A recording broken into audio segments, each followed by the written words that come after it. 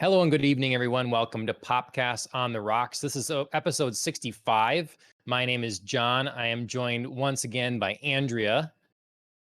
Hello, everybody. And for our video viewers, you can see we have two new guests, or one returning, that is Dustin. Welcome back. Hello. Yay. Thank you for having me back, even after I broke your heart siding with Andrea on Star Wars. You're And, always welcome. Always welcome, Dustin. bastards. All right. You've got another shot here with our next guest, Yeah. John.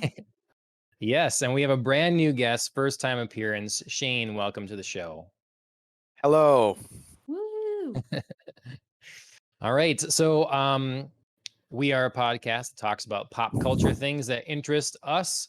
We're going to go over our weeks. We got some drink holidays. We'll see if anyone's participating in those. And the big focus of the episode is going to be Resident Evil Village. So we've all kind of finished this game at our different paces and times here. Some of us are more or less Resident Evil fans, but we're going to get a diverse take of thoughts on Resident Evil Village. It will be spoilery, so if you haven't played, later will be a time to tune out. So, yeah.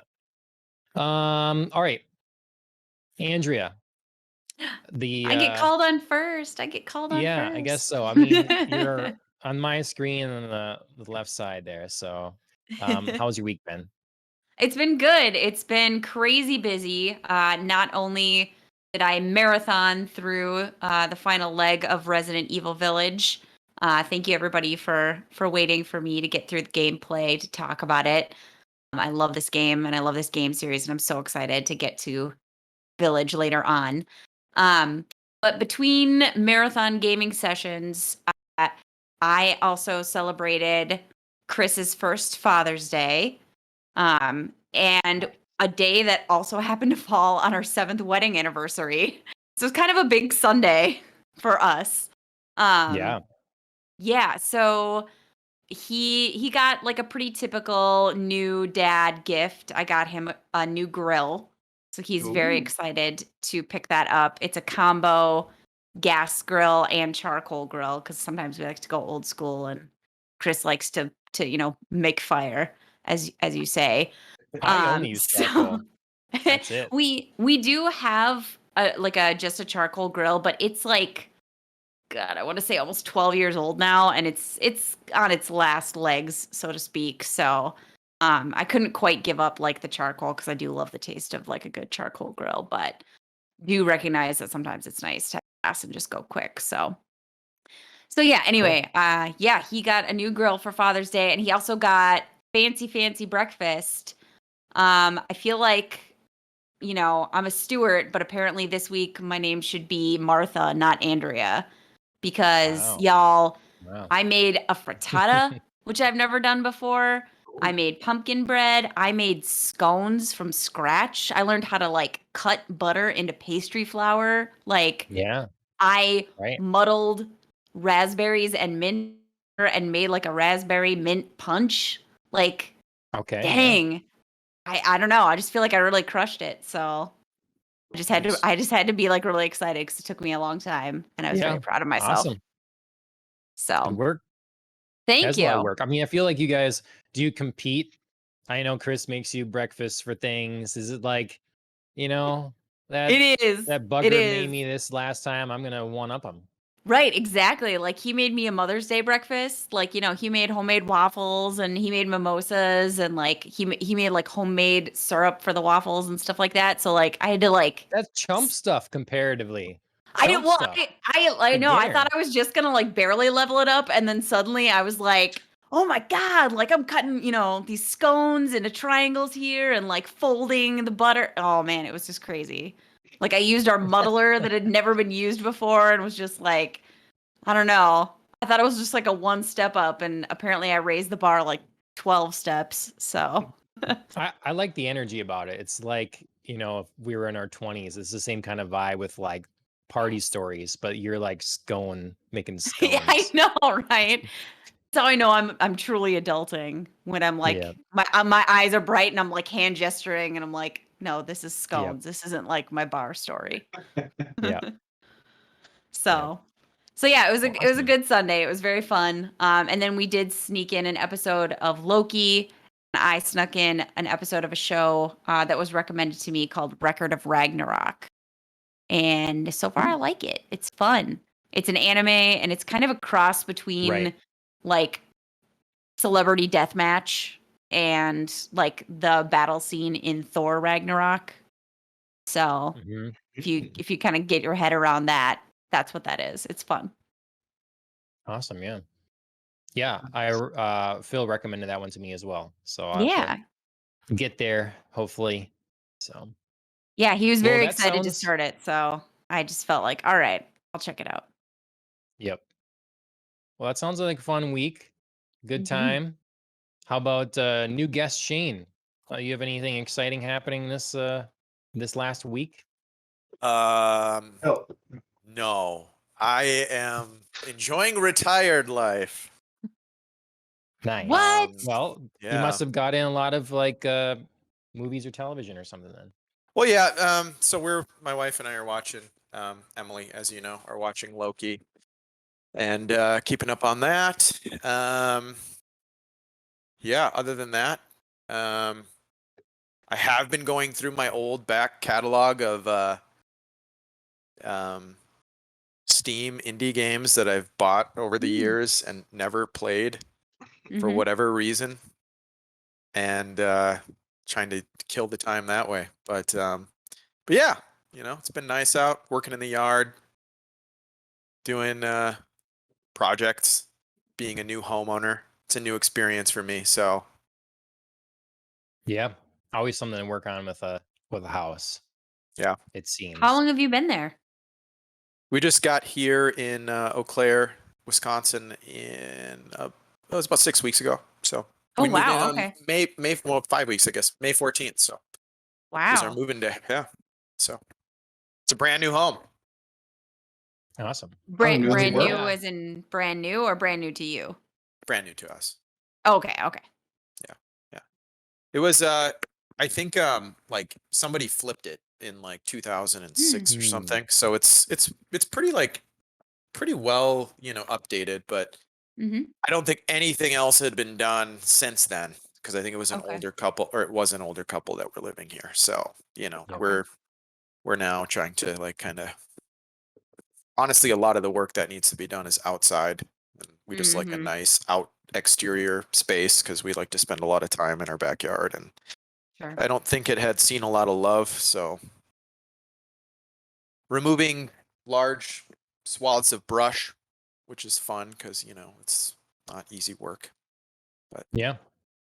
Well, I definitely get the so you're going through your indie game catalog. I definitely understand that. It seemed like particularly a PC gamer issue.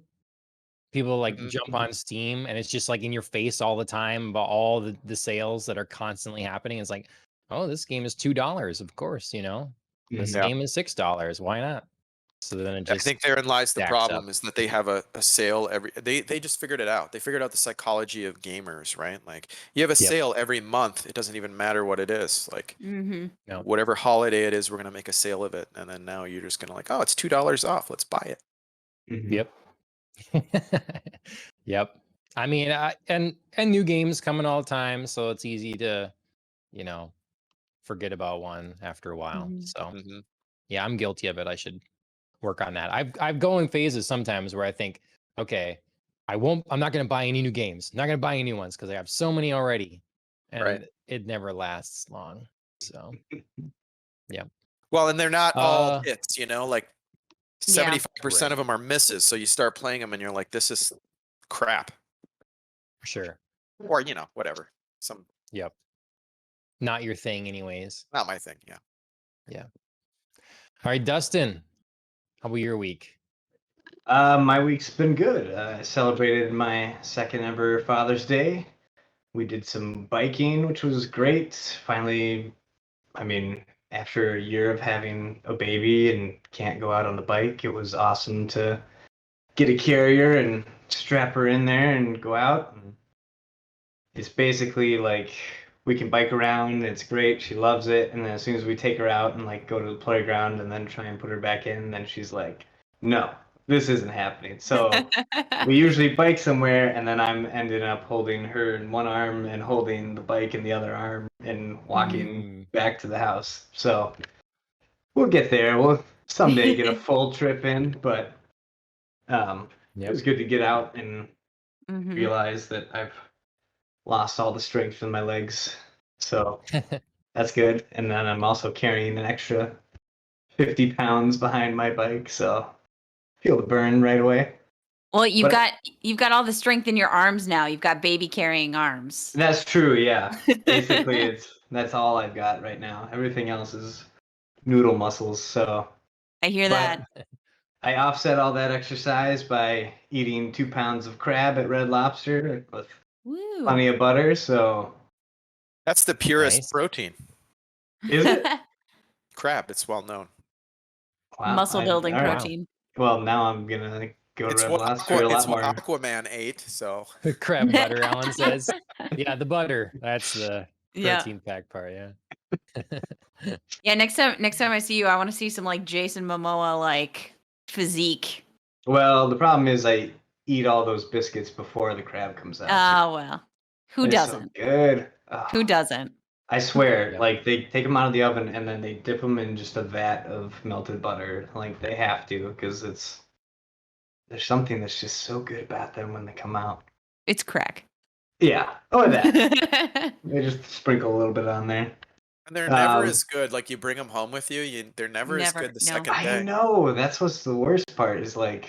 Or like that grocery store mix that they try to sell you that's like Cheddar Bay biscuits, just like Red Lobster. That's a lie. That is a bald-faced lie. Yeah, I just need to break into the back and see what they do to it before they bring it out, because there's just got to be one step that they're not telling me. But other than that, been watching Loki. I've actually been really enjoying it. I mean, only 2 episodes in, but I'm already like, I think this is gonna be my favorite like series yet. So excited to see where that goes. I'm a big Pixar and animation fan, so I watched Luca, which is Pixar's latest that came out. How's that? I really enjoyed it. I know a lot of people are kind of giving it some guff because it doesn't really have like high stakes or like a crazy thing, but it kind of is just like a fun coming of age story, and I love the art, and the animation is so good. It kind of reminds me of some of the Aardman studio art that did like Gromit or Wallace and Gromit and things like that. But done with Pixar's level of detail, which is always insane. So yeah, and then Marlo actually has been liking it, and so she's been wanting to like put it on, and we've been watching that a lot of times. So she'll always say, "Luca, Luca," and I'm like, "Oh yeah, we'll put on some Luca." Cute. So, nice. It's been awesome. Yeah, and then just a busy week getting through the work week and working on a little Resident Evil animation, which we shall see in a short time. Yes. But yeah, right. but it's good fun to make. Awesome. Yeah. It's fun that you're all watching Loki, because we've talked about it before in the show, how I feel like with the state of streaming, our culture has lost a lot of water cooler moments, a lot of community, a lot of some shared experience. And seems like Marvel stuff to this point is still yet one of the few things that enough people see that you can kind of talk to everybody about it. You know, everything else, there's so many shows, so many movies that are exclusive to one streaming service or another, and you can go through a list. I'm sure someone's done parody sketches of it before. Have you seen this? You know, oh no. Well, how about this? And you could just go through a dozen things and you have not seen anything in common. So yeah, it's good. I really enjoy that they've kind of gone back to the format of once a week. Yeah. Because it gives you something to look forward to during the week, instead of just like, oh, I guess this weekend I'm going to watch everything and then be done with it. Like, Mhm. and it was nice with the Mandalorian, but then it was also on Friday, and it's like everybody's already looking forward to Friday. So Right. Yep. give me something in the middle of the week, which they Well, must have heard me. and on a night when you don't have plans, like, midweek, you're usually at home, Mhm. you have time to like sit down and watch a show midweek. Like Friday night, like you could be going somewhere and it's like Yeah. Mandalorian plans. Ugh. Yep. Well, for me, I mean, usually it's Star Wars. I guess that's at this juncture in my life. It's like go to a local bar and drink terrible beer, or watch Mandalorian. It's probably the latter. So. Well, that first option didn't sound like a very good one to Yeah, I know. go Way to up like against it undersell anyway. it. Yeah. Getting punched No. in the face or watching Mandalorian? Yeah. Boy, the choices. Yeah. Yeah. Yep. Yeah, I've been watching Loki as well, although I've only seen the first episode. Probably watch. I don't know. We're just behind on television right now, I guess, but we'll definitely get there. Probably watch these two back to back. And otherwise, Rick and Morty premiered on Sunday, Oh, new season. So that was excellent.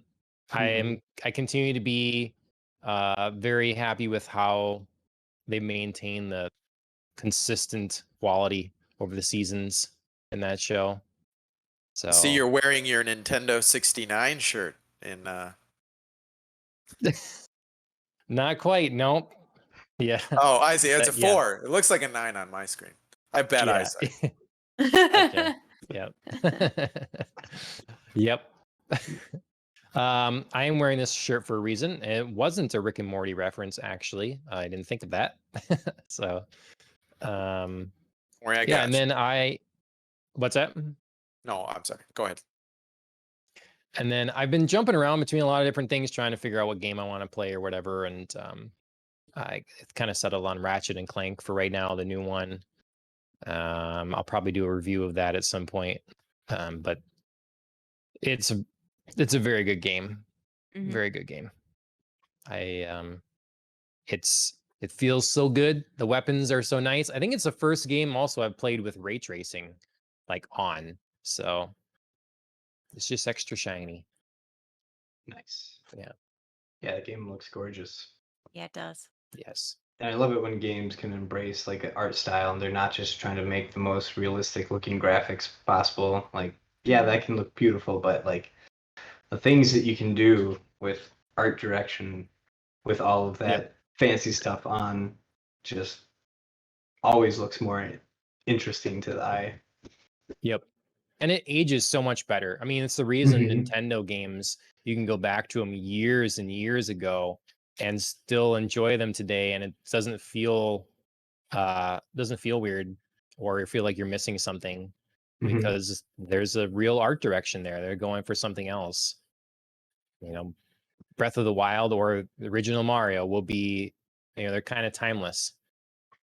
Versus Yeah. like The Last of Us, the first one is still a great looking game, but they're talking about remaking it Mhm. Yeah. because after a little while, something will be off to people. The standard will be raised too high, and Mhm. it won't sell the drama anymore the way it did originally. Mhm. So Yeah. It's crazy that they're remaking that one already. I hope it's a ways out. It's the You know? Spider-Man of video games. It's not there yet. No. I'm calling it right now. That's my early prediction. So what are they just like updating the graphics on it for the next generation of consoles or something? We don't. Or what's- Yeah, we don't know. It was like it's not announced. It was leaked. So it Mhm. could they could decide to not do it or Oh, whatever. part of the Fauci emails. That's what that was, right? No. Oh, It was Sony's making a push into television and movies. They want to have that connection between their games and stuff. So the biggest fear for people is that they're going to remake it with the faces of the actors that are playing the roles in the movie. That's the biggest Oh. fear right now. Mhm. because then they'll release the game around the And same Joel time as the E. show. Pedro Pascal, yeah. Yeah. Mm-hmm. Because that's who's I- playing it, right? I got that right? Yep. Right. Oh, Mhm. really? Oh, I thought you were making a joke. All right. I No, it's can't true. imagine that's Mandalorian going to be joke? the way they go. I wouldn't think so. But so yeah, Belle Ramsey, she's from Game of Thrones. Is Ellie.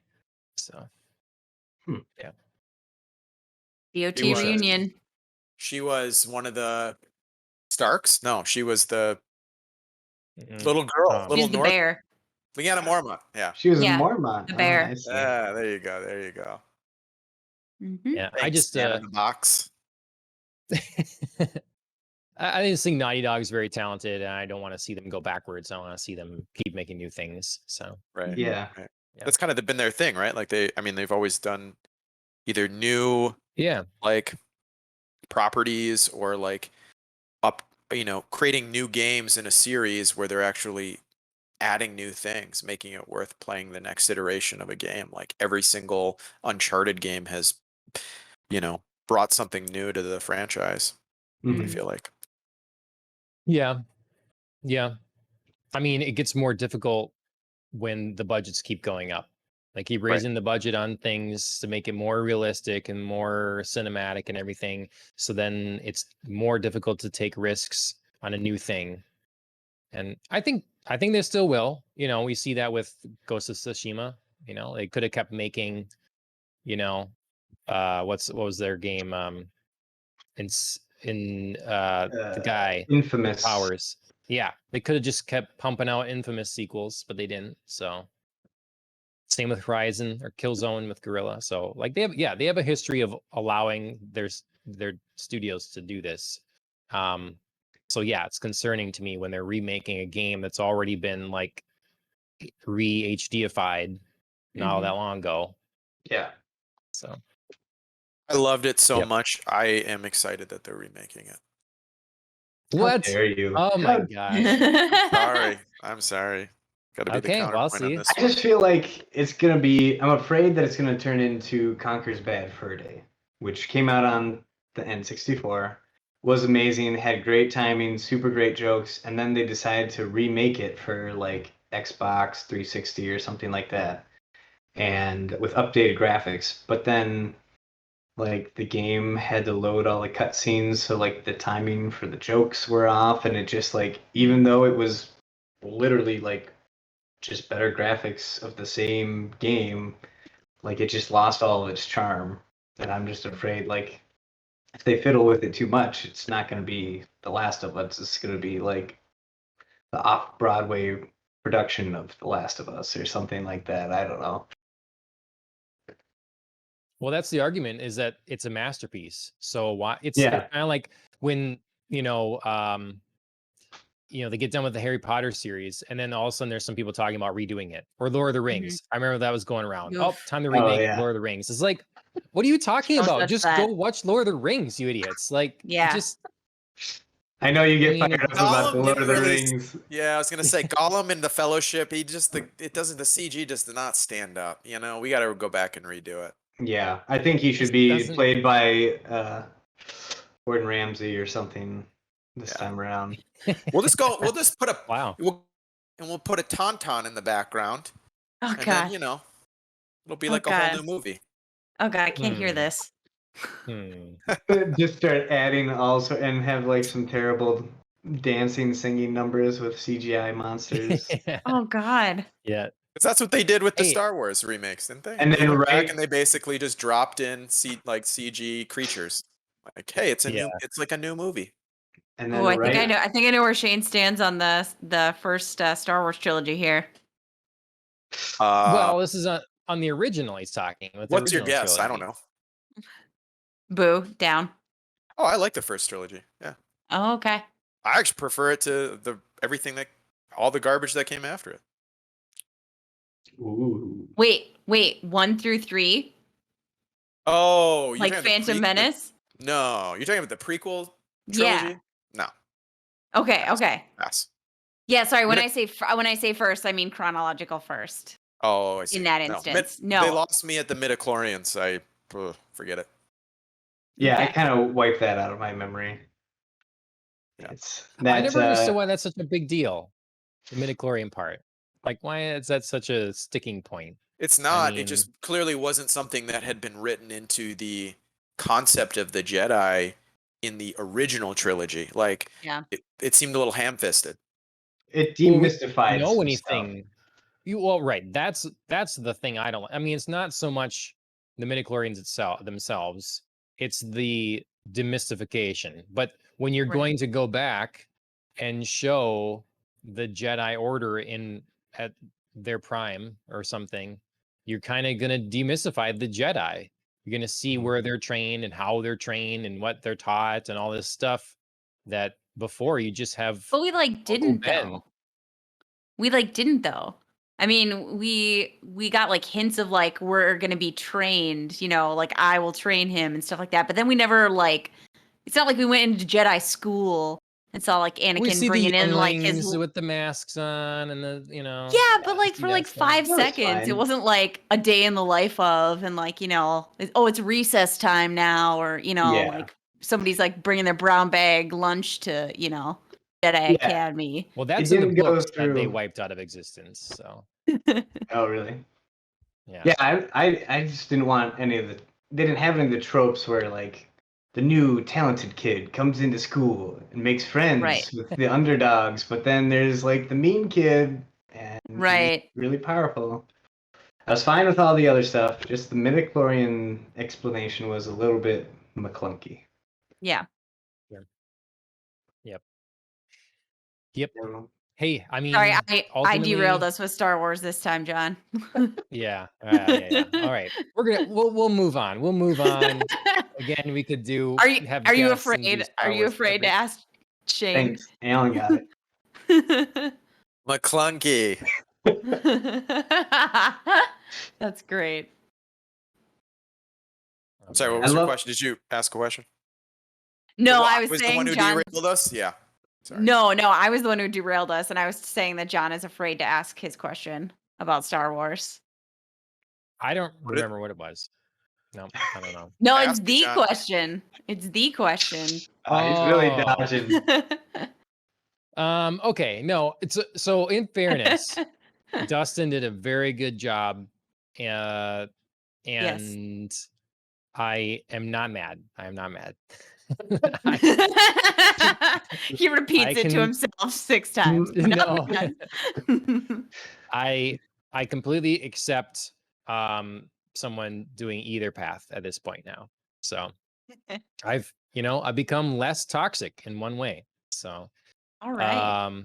Shane, what Yes. do you think Mhm. is the proper way, or the way that you would watch through all of the Star Wars movies? So if you were going to have a child that's never seen Star Wars and you want to have them experience what Star Wars is, how do you have them watch that content? And that can include the animated stuff, anything canon or not, like however you would introduce them. So would you start like the way that Star Wars was released chronologically, or like chronologically, like 1, 2, 3, 4, you know, fitting the animated series, you know, however you do Right. that. Well, I don't know. I think part of the wonder of Star Wars is sort of like not necessarily the canonical timeline. I think watching it from where its inception, right? The brainchild of George Lucas in the 70s or 60s or whatever. Like, I think that's part of it. So I would say probably starting with the original series is where I would recommend, if somebody had not seen it or had Sure. any idea what Star Wars was, start with A New Hope and then work from there, and then just watch how it's progressed and changed over time, and like get maybe a semblance of the experience of like what these movies were like in the context of the time. Like, I think if you can, sure, like, those the original 3 movies might seem a little dated, especially if you watch the actual original cuts, not the CG enhanced re-releases. But Right. if you understand like this was state of the art at the time, and kind of sort of watch it with that mindset, I think it adds a deeper element to kind of that, like I said, the wonder of sort of the series. And then I sort of feel like it was after that, it just sort of felt like I personally love the original movie. So number 4, I guess, in canon timeline. And then I remember watching all 3 of them in pretty close succession of each other, and I felt like Empire Strikes Back and Return of the Jedi were didn't either of them didn't they felt like one movie to me. They didn't feel like 2 separate movies. Like it feels like you have to watch Oh, sure. the second one, or sorry, Empire, and then immediately watch Return of the Jedi, because like the end of Empire is like a huge cliffhanger. It's like, Luke finds Sure. out that Vader is his dad and Han is in, carbonite, and what's going to happen next. Like it's just a huge cliffhanger. Whereas the Mhm. original movie has an end point. It has a beginning, a middle, Sure. and an end. And it's a complete movie in my mind. It's a complete narrative. So I always love that. And then Mhm. from then it's always been like, we're going to do 3 movies. So you're building an overarching 3-movie narrative, right? A 6-hour narrative, as opposed to 1 2-hour, hour and a 90-minute narrative that you encapsulate in one viewing session or whatever. So, and that just kind of feels to me, not to get too long-winded here, but that to me sort of feels like the tendency with a lot of TV and movies is that like Mhm. everything now, it feels like it's being made to capitalize on its potential success. Like Mhm. if this blows up, how can we create as many tangential series and whatever Yes. Yeah. from this one property? And to me, it just sort of like, it really hamstrings the ability for something that's new, like a new property, to feel complete, or to really like Mhm. get me to feel something or be really engaged with it. Right. Right. Yeah. So You Yeah. feel like you can't let it go because there's yeah, always something coming. Yeah. I felt that same way. I don't want to get again too off track here, but I think there's been a lot of things that have come out, obviously, since the original Star Wars, that do that very successfully, and then you can see them. You can see, with successive seasons of shows coming out or sequels of movies coming out, like it's almost like you can see the dollar signs in producers' eyes, because it's like, Yeah. watching the original season of Westworld was like another one of those really awesome experiences that I'll probably never forget. And I'll always tell people, watch that first season. And I watched the other seasons, they were great, but like it wasn't the same. Like, because Mhm. it just felt like, how much can we keep pumping out of this story with these Yeah. Yep. characters? Yeah, No, and there's absolutely. also there's some weird potential that you get where it's like there's the people who build a movie, like you said, like basing it on the idea that okay, people are gonna love this, and we need to be ready to keep giving them more. So let's like plan out 3 movies or so, and then you can't do justice to the first movie, and then you get the Avatar movie by Shyamalama Ding Dong or whatever, and it just ends and then disappears off the face of the earth. And that movie was awful. I didn't want to see any more of that, but that was kind of like they thought it was going to be something so much more, and then just Mhm. like screwed over the movie that they were making because of that. And then you've got the Fast and Furious, where like each one of those is a contained movie, but man, they just keep kicking those things out. So I don't know. It's interesting. Like Yeah. you can still just do a single good movie, I think and another then good example is the keep going. Alien franchise. Like that was something where it Mhm. was like the original movie was its own thing, and it's like, to me, it's a timeless classic, a sci-fi Mhm. horror type Yeah. movie.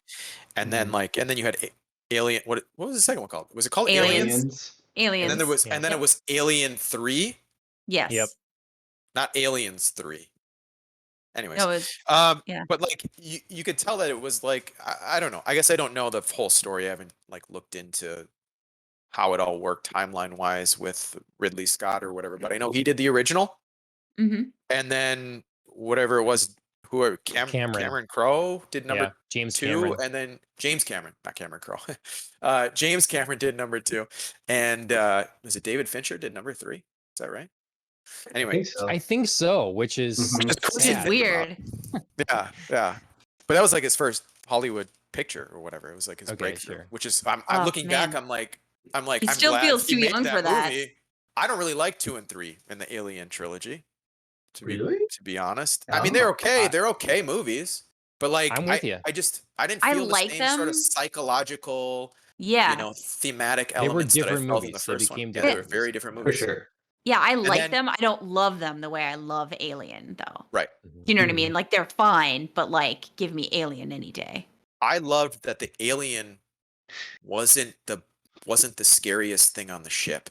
Mm-hmm. To me, it was the android. The cat. Like, Mhm. Oh. Totally. but and then in number 2 and 3, it just felt like it's about the alien. Like it's just a Mhm. slasher movie at that point. But then he did Ridley Scott do I can't who did the Alien Resurrection? Was he a part of that? I kind of like I that one don't a little bit think more. so. But anyways, Jean Pierre. Junet. And then Okay. when he did Prometheus, that was where it felt like it came back to me. Mhm. Mhm. But anyways, Yep. I know we were hurting to talk more about Prometheus, but No, I think we should watch some of those again, Yeah. get them fresh in I our minds again. I And do. I mean, I know we're in coming weeks we're going to talk Raised by Wolves. So we'll have that, but Let's yeah, just I do like think a it should be Ridley on Scott list. Ooh. talk. Yeah, got we Blade. Yeah, We got Blade that spans a Runner. lot then. Yeah. Mhm. yeah. We haven't done like a focus on a director really or an actor. We sort of came close in talking about Julianne Moore, but we didn't quite do like a overview of her genre or anything. So Yeah. we should do something Boy, like that. Gladiator used to be your thing, Andrea. Still is, was- baby.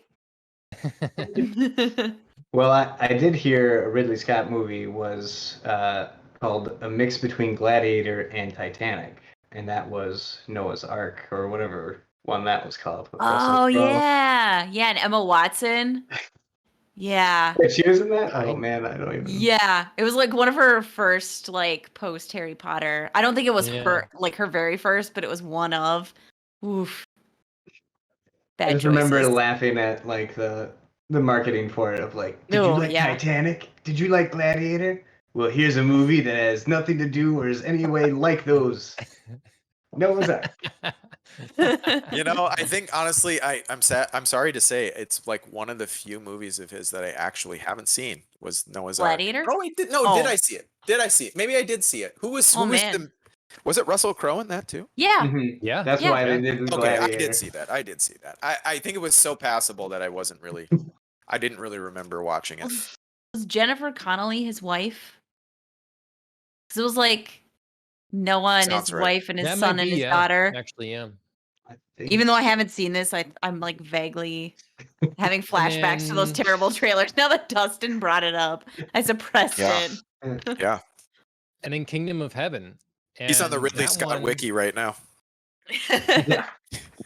I did see you Kingdom of get- Heaven. So that's one of those movies that, to me, the director's cut made a big difference. Yes. Yes. The director's I've heard cut that is a lot. Yes. pretty big improvement. So much. I So much. like the theatrical Yeah, it version, was too. fine. Yeah, it was It- good, but like, yeah, no, the director's cut makes a difference for sure. Yeah. All right. Well, future episode, Ridley Scott. We have more to talk about here this week as it comes to gaming. But I wanted to see what everybody's drinking. What are our drink holidays, Andrea? And then we'll Yes. see if anybody's participating. Well, I can tell you right now that I am participating in one, not the first one, which was 2 days ago. June 21st was World Lambrusco Day, which is a sparkling red wine. Kind of got a bad rap as like a, very sweet dessert wine that's very like cheap and dirty and just like kind of good to drink smooth and give you a buzz, but not really like quality. But wine growers have actually been campaigning to change that for a while now. And Lambrusco's kind of like elevated in its status as a wine. So that was June 21st, 2 days ago. Today, though, June 23rd, it is Sazerac Cocktail Day, which I had to look this up because I had no idea what this was about. But apparently in the 1850s, there was a brand of French brandy called Sazerac, and they made a cocktail with bitters and sugar. And it was like the first branded cocktail. Like it was called the Sazerac cocktail, and you had to make it with this particular brand of French brandy. So it was like the first cocktail that you ever had to like buy this very specific liquor for to make it. But then in 1870s, I think 1873, the cocktail kind of got its own twist in America. They replaced the French brandy with American rye whiskey, and they decided also to replace the bitters for some reason with absinthe. So it's rye whiskey, absinthe, and a sugar cube. And that is apparently now, I believe in 2000 or 2003, it was adopted by New Orleans as their official city cocktail. So Wow. it's got a very storied and specific history. Yeah. But Sure. that is what I am drinking tonight. Oh, So you're drinking the Sazerac cocktail or a The Sazerac? American Sazerac cocktail. Okay. Wait, So I've got the rye whiskey, absinthe, and a sugar cube. Very nice. All How does right, it Shane, taste? you have some fruit juice or something? It is good, but very strange. It's a strange Yeah. mix of flavors. I Oh, was gonna say it does sound like a weird mix of Yeah. I'm drinking a nitro goat milk porter. yeah. I love it. Shane's more badass than I am. Out of a water a- bottle, yeah. Mhm. Yeah, it's a H2O. All right. Dustin? Well, I went to the St. Croix cidery this past weekend. This past weekend, and picked up some ginger fizz hard Ooh. cider. Oh. It's quite delicious. Yeah, I highly recommend going out there. Saturdays they do like music and stuff, and Yeah. a bunch of wine and hard cider flights, and it's a good time. What place is that called again? St. Croix Winery or Vineyards or Cidery or something like that. Yeah, I Sure. was there last week. I did a yoga Oh, nice. class in Oh, that's the what it in was, the okay. vineyard. Yeah. Yep. And then I Oh. got like a glass of wine afterward. It was very fun. Sweet. Wow, they do all sorts of stuff there. They do. They do. They're actually like really good at offering different activities. Mhm. Yeah, I really like that place. Mm-hmm. Well, I am also participating in the Sazerac holiday. Yeah. It's one of my wife's favorite cocktails, the Sazerac. So it's kind of a go-to for her. Very delicious. I made mine with a I think I've shown it on the show before, but a Polish rye whiskey. Okay. If that focuses, this is from Iowa in 2012. And then my absinthe.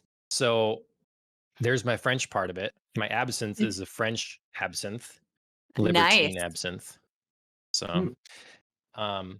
and then for bitters, I have the like traditional bitters, and then you're supposed to put in, according to some recipes, anyways, I forgot the other name of it, but I have a Creole bitters. So I thought it that herb would sang? tie in. What's that? Herb sang. That doesn't sound right. Okay. It doesn't That's sound right. that's part of like the official New Orleans Sazerac Okay. version. Okay. So yeah, I have this Creole bitters from St. Paul that Cool. I use in there as well. And then yeah, sugar and water to dissolve and a twist of lemon. Nice. So yeah, good stuff. Sweet. All Well, right. cheers, everybody. Yeah. Cheers. A little Cheers. Grogu cup. Cheers. Audience, write into us. Let us know what your favorite cocktails are, and if you're a big Sazerac fan or what. All right. So as I was saying before, we're going to be getting to Resident Evil Village pretty quick. But when Dustin was first on, we kind of asked him a little bit about his gaming history and stuff, if I recall. So I Mhm. wanted to find out a little bit what Shane, what's your Fair's gaming history fair, like? Where'd right? you start? Okay. Yeah. Well, my first video game memory is actually when I was quite young. I would say probably maybe 6 years old, something like that. But I always remember it was like an after dinner tradition with my brother, my brothers, and my dad, and we would boot up the old NES, Nintendo Entertainment System, and play ourselves a couple of rounds of Mario Brothers / Duck Hunt, or Super Mario Brothers / Duck Hunt.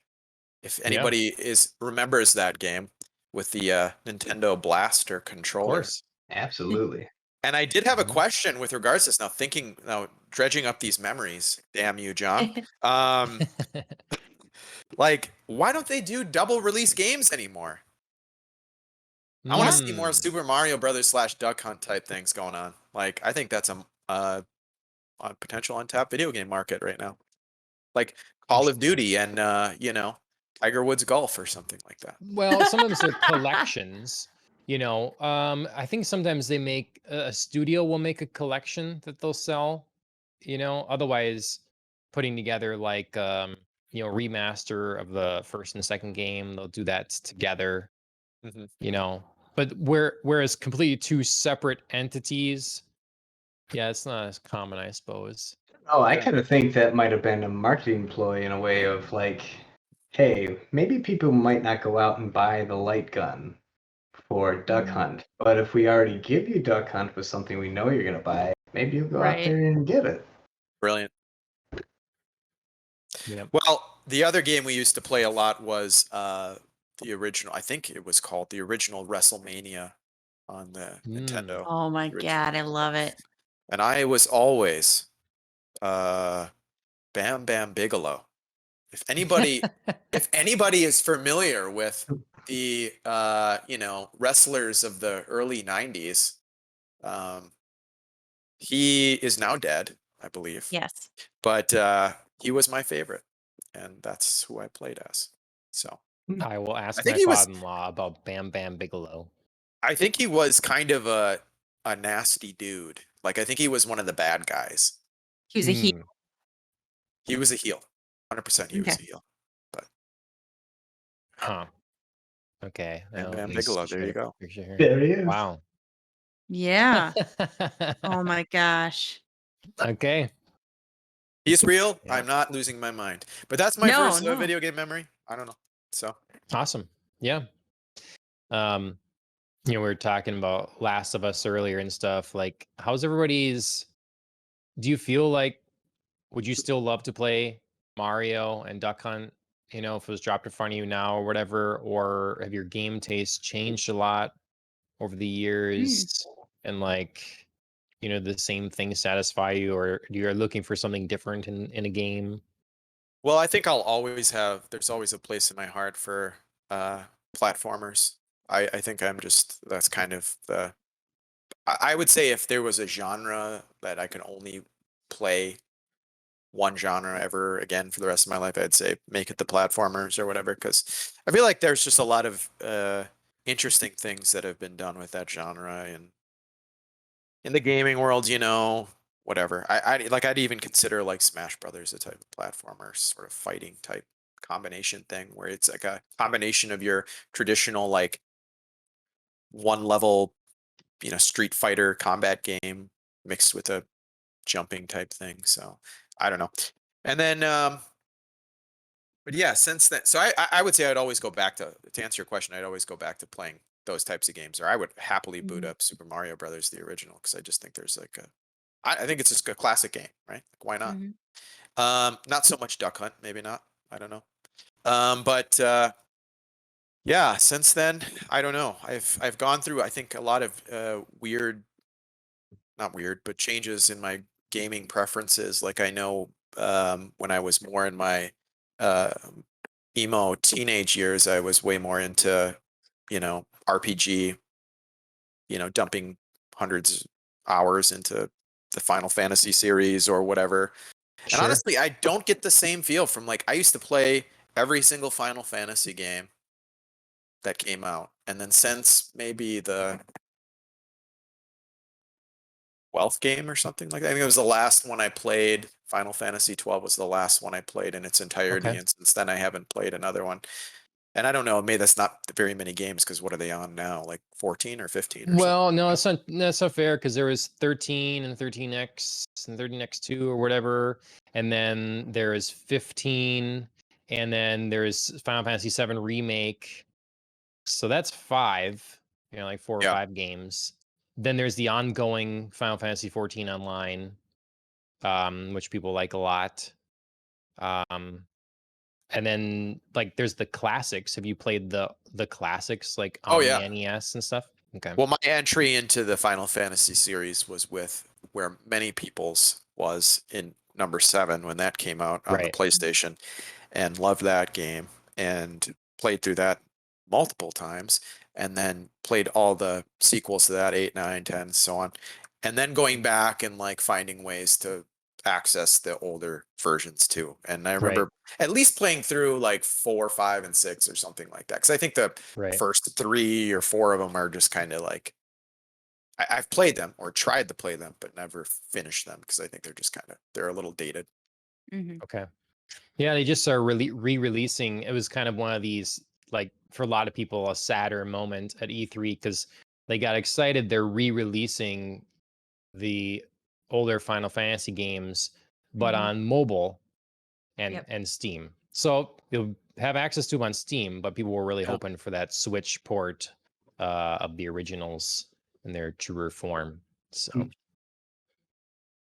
yeah. Well, Dustin, how about you? Like your taste in gaming changed over a lot over the years?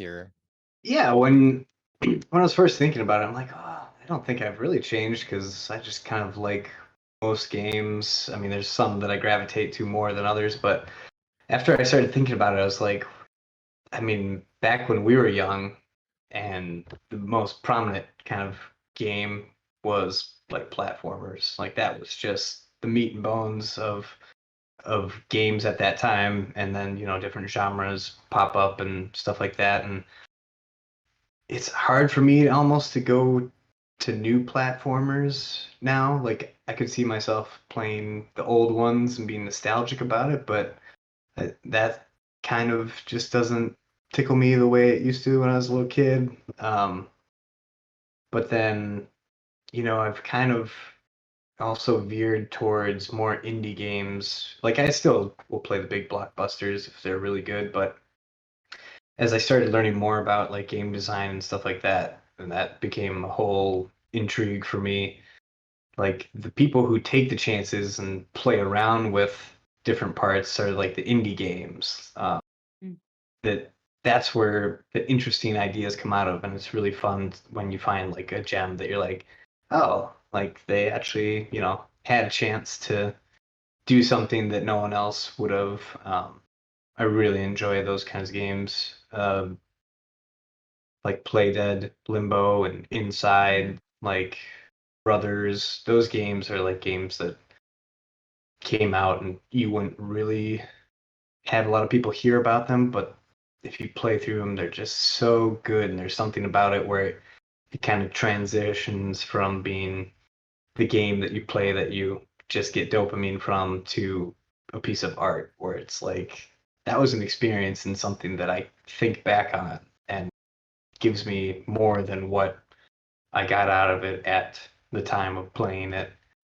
Um, so I really enjoy that kind of stuff. But then I'll still jump into, any of the new ones that intrigue me that still fit the old formulas of probably first person shooters and stuff like that. But and then things like RPGs like Witcher 3 and stuff like that were fantastic. But I've also felt like at a certain point, like I need a game to be short enough that I can like play it stay interested in it and then finish it off, because like the games that like Witcher 3 is a great example of a game that's just so long with so much content that no matter how amazing it is, like I still haven't beat it. I'm on like the final DLC, but I've like Mm. gone back to it every couple of years or something and pick it up and think that I'll beat it, and then it's just like, yeah, there's so much here.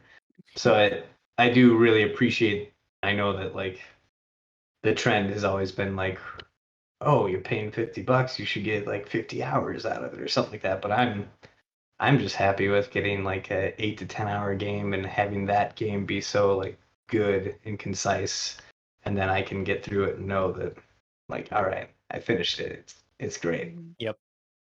I think there I is completely some- agree. Oh, go ahead. I was just gonna say I agree with you totally, Dustin, that like there is, as I get older, I find a lot of value in the types of games that present a very unique experience.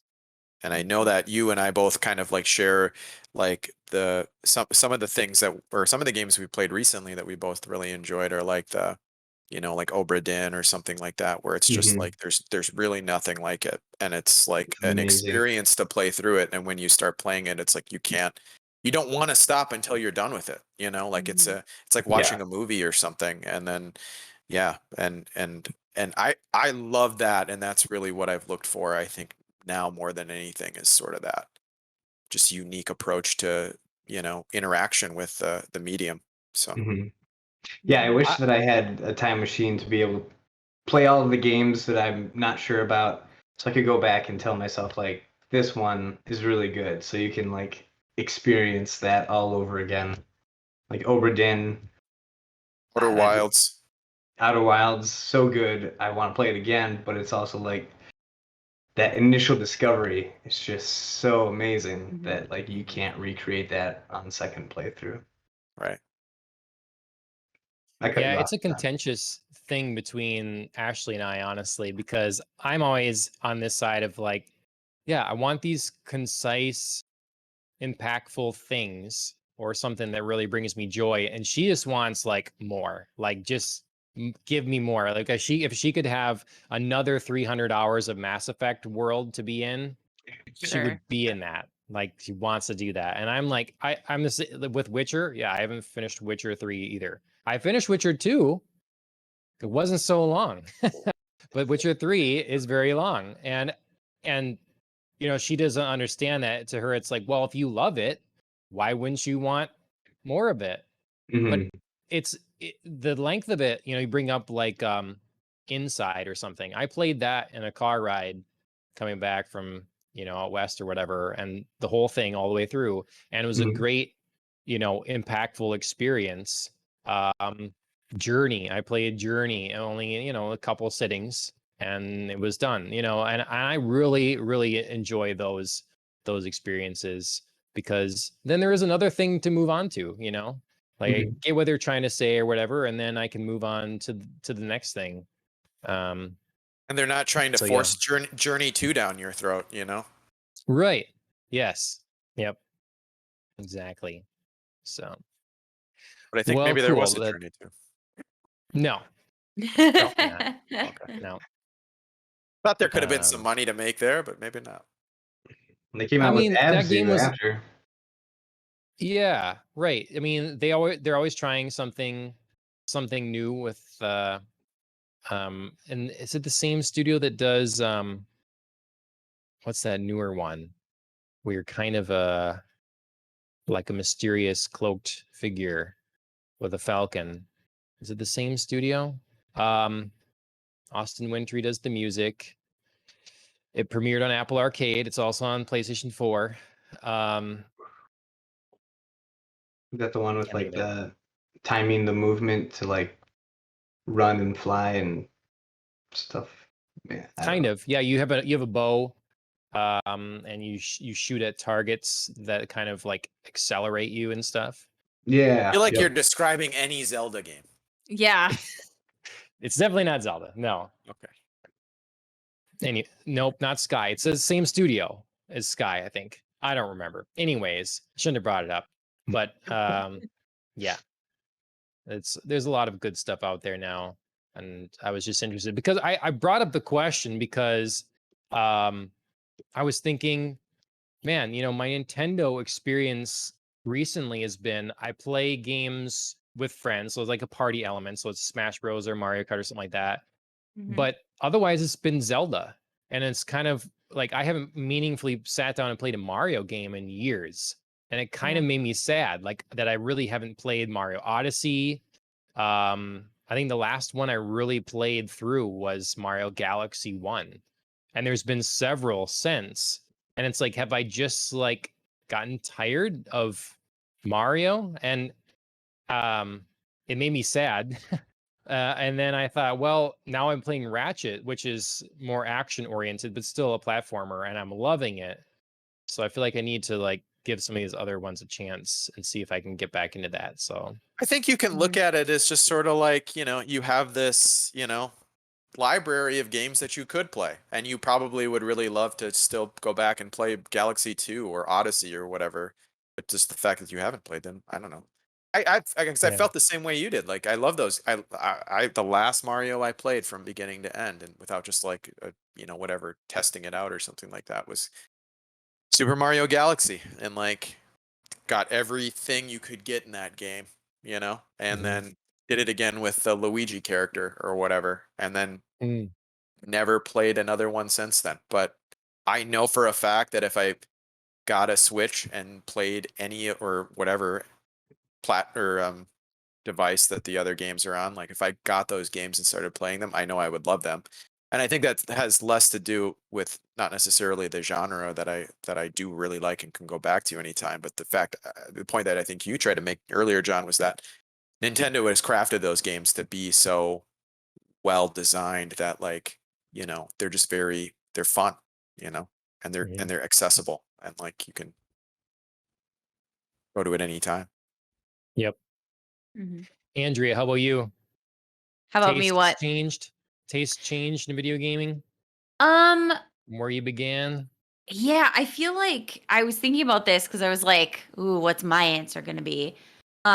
And my video game experience, especially like earlier in my childhood, was so eclectic that I don't know that I could really say that there was like a taste there that's evolved. Just because my parents did not allow me to have a gaming console, like it was forbidden in our house. So I was like sneaking in gaming.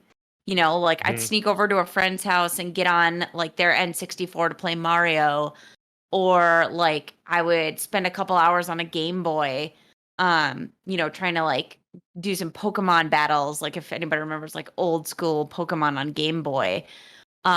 Or I was going to an arcade to play some like Street Fighter. I was playing some like Ninja Turtles. Um I just have an or image of you, like your neighbor coming downstairs in the middle of the night, like, I heard some noise down here, and like turn on the light, and you're like, oh, sitting there playing the Nintendo or Right. something. just like a little deer. um Yeah, so I mean, I had so, or like, when we got a computer and my parents didn't know right away that like I knew how to download games, and I'm sitting there like playing Diablo, like, you know what I mean? Like all of that was just so like random. You couldn't call it like I'm choosing these games, or like I had like, oh, I really love this subset of games. It was just like whatever I could get my hands on, that was what I was playing. So I just have like fond memories of this weird like, you know, Mario to Diablo kind of that I started out with. Okay. And it wasn't until college really that I like sat down and started like console gaming for real, which is when I would like sneak over to Chris's room and start playing Resident Evil on his GameCube. You still had to sneak. The Mhm. parents were like, Andrea, you don't be there playing video games. Okay, like 2-second side story. My parents, like for the very first year of college, were definitely like helicopter parents. Like I remember I hosted a movie night in my room, and it was interrupted mid-movie by campus security like banging on the door. And I was like, "Oh my god, what have we done? Like there's no alcohol here." Like, weren't super loud or crazy. And I open the door and this like big hulking cop is there, and I'm like, shit. Like, what is going on? And he's like, "Are you Andrea?" "Yeah." "Your mother called. She's worried about you. You haven't called her in 3 days. Please call your mother." Like, that's how like invested my parents were in like how I was doing at college my first year. So I learned very quickly to like be in constant contact with my parents. Um, but to return to the sneak gaming, no. So I was sneaking over to Chris's because he was playing games on his GameCube. So I was like trying to like sneak around his schedule and like play my own games around like when he was going. So, and there's a very funny story about how we almost broke up very early in our relationship because I accidentally saved my Oh no, Resident over his file? Yes, I saved my Oh Resident my Evil file God. over his file, and he'd put like hours, like hundreds of hours, and had like all the best upgraded weapons and like had everything you could possibly have in that game, and I saved over it. Oh God, Wow. he was Well, he was that's so how you pissed. know he loves you. Wow. That's right. We stayed together. We worked through it. A Yep. couple of intense therapy sessions, and we were okay. But yeah. Well, cool. Not the original, right? Res Is Evil? it the yeah? It was 4. Res Evil Oh. 4, which is my favorite game. So good. Yeah. All right. Well, okay. We're talking about Resident Evil. We're an hour in. Let's talk about Resident Evil. Do let's. Resident Evil Village. We're gonna get all spoilery now about the latest entry You mean in the Biohazard? franchise. Biohazard. Yep. Mhm. For our So Japanese we're all viewers. on the same page. Yeah. Yeah. I was just commenting on that last night. I thought that it's odd that they never made the switch to unify that. They Right. tried to. Series They grew, tried it's to just with like- number 7, the last one. Well, I mean, it's sort of a nod than like a genuine switch, right? I mean, like it still says Resident Evil 7 on the Yeah, box, that's true. doesn't it? I guess in Yeah. the American release it says Resident Evil subtitle Biohazard. In the Japanese release it says Biohazard subtitle Resident Evil. So it's the first Yeah, time so- that they actually acknowledged in the other market the name of. Right. Right. So that's cool. Anyway. Yeah. So I don't know how we'll go through this exactly here, but we all played it. Guess we can get a little bit of background on. So Andrea, we know your favorite game, Resident Evil 4, Mm-hmm. and you've played also 5, yes, 5 and 6, yes. 5 and 6. You play all the way Yes. through 6. I did not. 6 was very disappointing to me. Okay. All right. Now I know Dustin, you're a pretty big Resident Evil fan. What ones have you been all through or played a fair share of? Well, the very first time I saw anything of it, I was over at Shane's house, and he probably totally doesn't remember this, but he just rented Code Veronica. He's like, "Hey, Mm, Oh, come on over. I'm got this game. Watch me play it." yeah. And I had no on idea what Dreamcast? the hell was going on. It I must never had a have- Dreamcast. No, Woo! I think it was on the re-release for like the PS2 or something like that. Okay. Yes, that makes Yep. sense. Yeah. And I really didn't get it. I was like, okay, whatever. Some person's like you're just walking around in this scene. I don't know. It was very confusing to me. But then I finally got the GameCube many years later. Resident Evil 4, my entry into it. Beautiful, amazing. Love that game. Played it Mhm. way too many times. Bought it Same. way too many times on other consoles. And then played 5, which was great. 6, which I didn't like at the time, but now I'm coming back around on being. If you just tell yourself it's the Michael Bay of Resident Evils, then Interesting. Then That's it's such a like, great way to alright. put it. that's what it is. And then 7, I thought was an interesting return to form. Mm, Kind of took me a little bit to get over the shift to first person.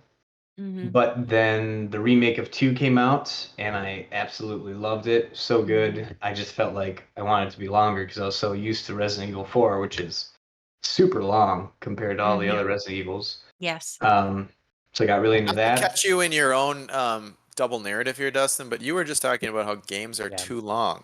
Yes. Well, I mean, back then when I played Resident Evil 4, I loved it because it was that long. But Yeah. number 2, like, it is pretty decently short, even though like I don't know, 8 to 10 hours. I guess I was just kind of expecting more to it, but I still absolutely loved it. And then 3, the remake of 3 came out. I love that.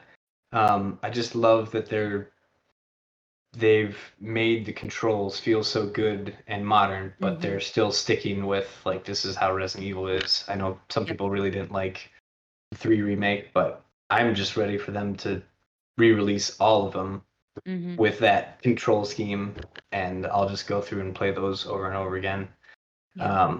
And then after that, I was so hungry for more from Resident Evil 3 that I even went and played like the Nintendo DS ports on PlayStation 4. So like Revelations 1 and 2, started playing those, and they're actually, decent.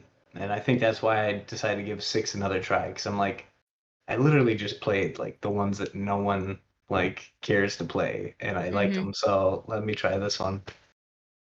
And then went into Village and brushed up on my lore, and now I'm in too deep, just kind of like, it's basically like Star Wars, where like something hooked me, and then I just went back through everything and learned way more than I should. The acting is equally bad Yeah. in Resident Evil.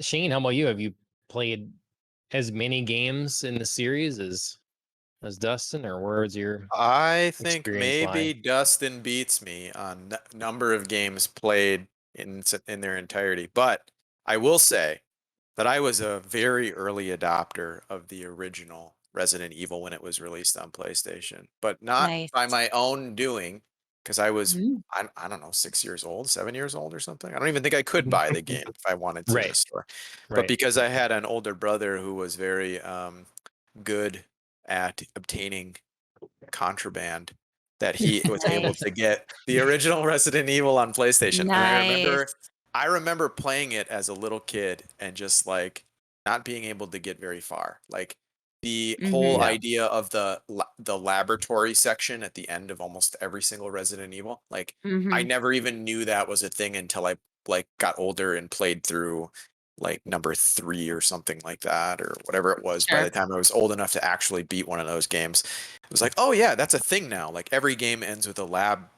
set, whatever. But, then going back and playing the first one, and feeling like these, like I don't know.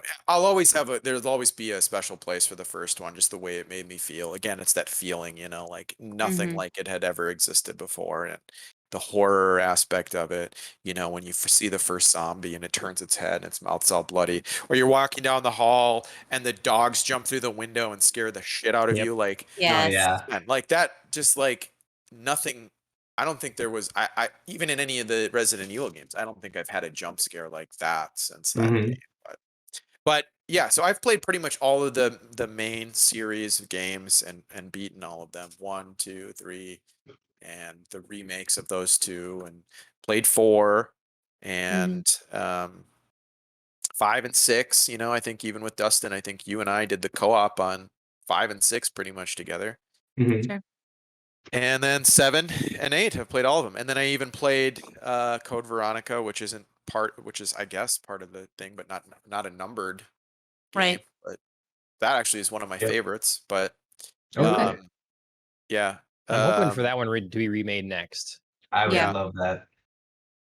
That game to me feels like narratively that is supposed to be like number 2 or number 3 even, like because it picks up basically right where the story of number 2 ends, pretty much. Like Claire is looking for her brother Chris, and like the story's villain is Wesker again, and it feels like it's part of that continuity. So it's strange to me that it wasn't number 3, because I do think that one came out around when number 3 or Nemesis came out. Yeah, And I believe that was the original intention, and number Mhm. 3 was going to be kind of like a side game, and then Mm, they scrapped the main Interesting. character and put Jill into it, and kicked that one out really quick under the gun, and then they're like, "Oh, well, what are we going to do with this one now? I guess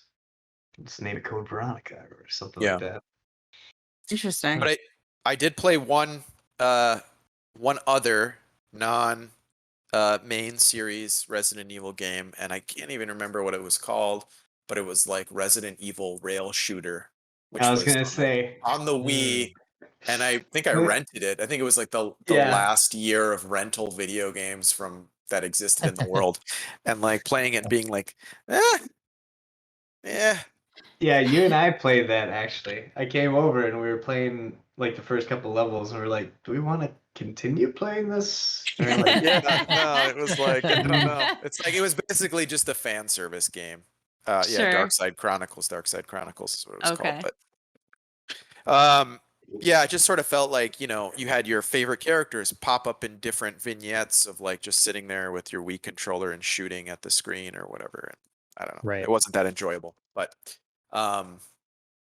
yeah, I I don't want to jump ahead here, but I was going to say that like through playing all these games and like playing them all in the series around the time when they were released, I definitely have noticed a sort of trend in the progression of the I think a lot of people have already probably identified this, but how the games from number 1 through like number 6 or whatever, and I'll leave 7 and 8 out for now, but like how through that timeline they slowly got more and more action oriented to the point Yes. where Yeah. like number 6 is like massive rooftop explosion helicopter battle with like whatever, and like Mhm. not really Yeah. feeling anything like the first one. I still, Yeah, I despite like that, the like, sorry, I like the description of it as the Michael Bay of Resident Evil. yeah, yeah, That to me makes so much sense. yeah. Yeah. Despite that, though, I still love the 5 and 6. Like, I don't know. I just felt like they were just different. They were, you know, Well, I evolutions really of enjoyed like the, 5. It was just 6 that I had the problem with. Mhm. yeah. Well, I mean, number 5 is when Chris punched a boulder. So, I mean, we're Yeah. kind of getting into Michael Bay territory there. So, That's true. when you had to Yeah. tap B to punch a boulder, Yeah. like Yeah. a massive like boulder, like, is this Bad guy a boys shooting like- rockets up at Wesker at the end. Yeah. Yeah, So, no, for sure. And I credit them a lot for how they've seen this and kept the franchise alive for so long and without it feeling stale, because they got to Mhm. 6, not well received, and they pivoted, they Yeah. they They brought us responded. the classics back, and they gave us 7 going, trying to get scarier again, bring more of the tension back. Mhm. It could have been a thing that kind of slugged along for a while, and they stuck to their guns, and it just sort of like, fell into a shallow grave after a while. But it feels more exciting than any other time. I think that Mhm. sales figures are showing that they're selling well. I So like that they're trying new things, like it's Yeah. not the Yeah. exact same game year after year. Like it's some thoughtful evolution in the way that they're presenting this series, and like, they have enough there where it's still like fan service to old fans, that keeps Mhm. like people like me coming back, and but enough new stuff where it's like if you're just coming into the series, like it's still a fun like singular game that you don't really need to know the context of the greater world if you just Right. want to have a fun, scary, spooky time or whatever. So Yeah, they Yep. nailed that. And I yeah, and think that's kind of where I come from. I don't have the back catalog like you guys do of Oh, all the okay. different Resident Evil games you played. So, I've only done I tried the first one, Resident Evil 1, Mhm. like remake on the GameCube. They did 1 and 0, and Mhm. Mhm. I think I picked up both, and I tried 1, and I'm like, this is too damn scary. I'm not. Nope, not doing it.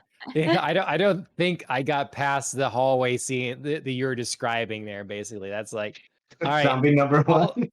I'm The, playing Luigi's Mansion right now. Okay, that's Yeah. what I'm gonna play. Well, they had I the mean- creepy door openings in the first one too, like where you Yes. opened a door and it was Mhm. like, and then you didn't get to see what was on the other side until you were already Yes. like fully in the room.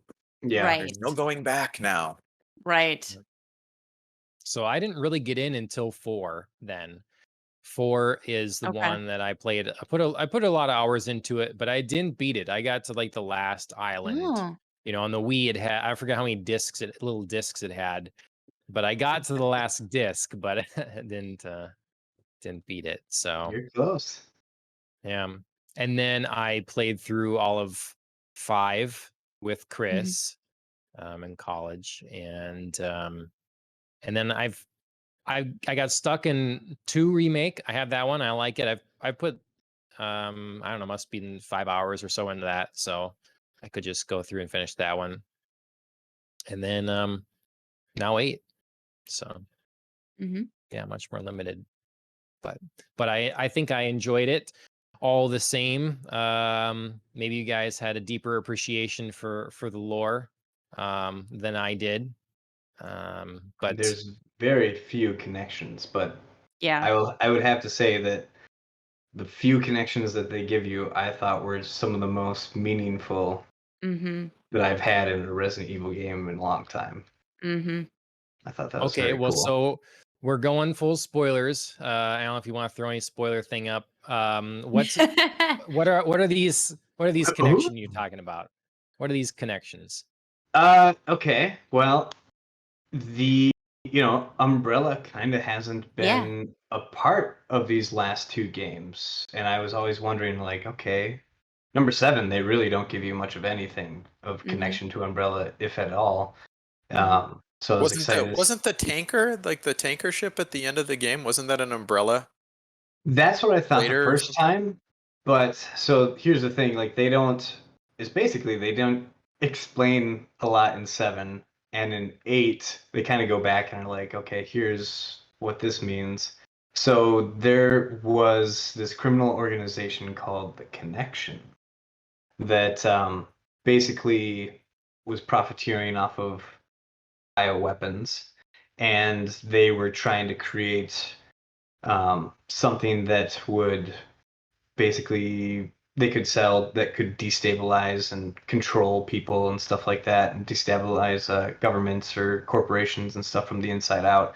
So they created these bioweapons, which ultimately led to Evelyn from the first from 7. Sorry, spoilers for 7 as well. And then what we find out in number 8, Village, is that the Connection was working with Mother Miranda Mm-hmm. to create the molded and try and create that because she was trying to bring her daughter back to life Right. using the Megamycete. And so then once they created Evelyn, she realized it wasn't her daughter, and she cut connections with the Connections, and started her own research. Right. So then basically it's kind of like that was an offshoot, but still like a weird creature from this origin in this village.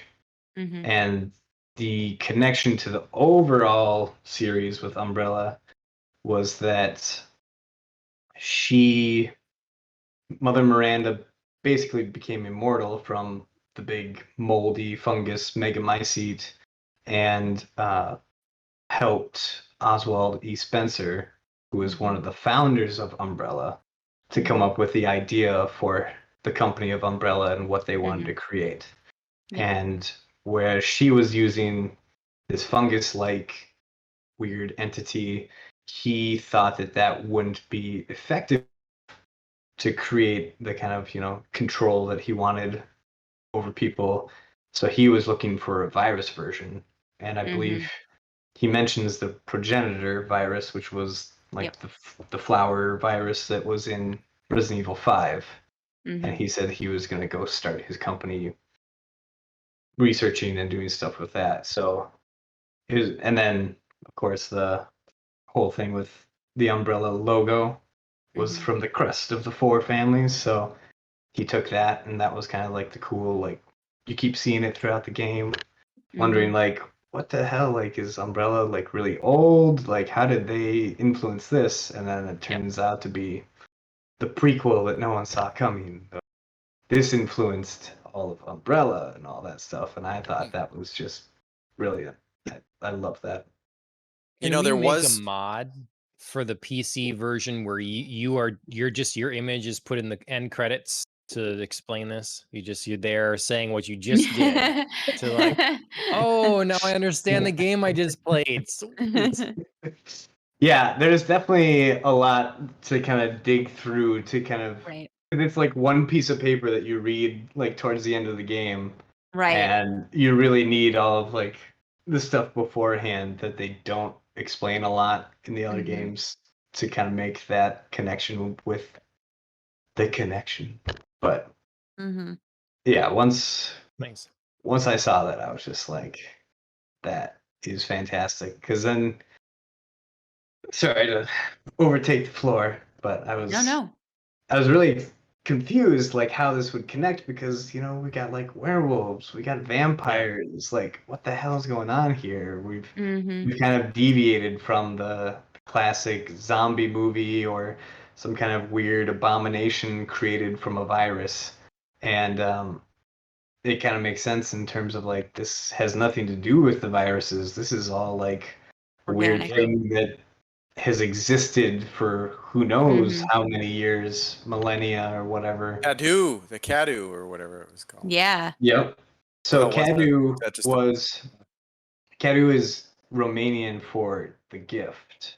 So that Mhm. was like some kind of weird embryo molded thing that was used to infect the people of the town in Mother Miranda's experiments.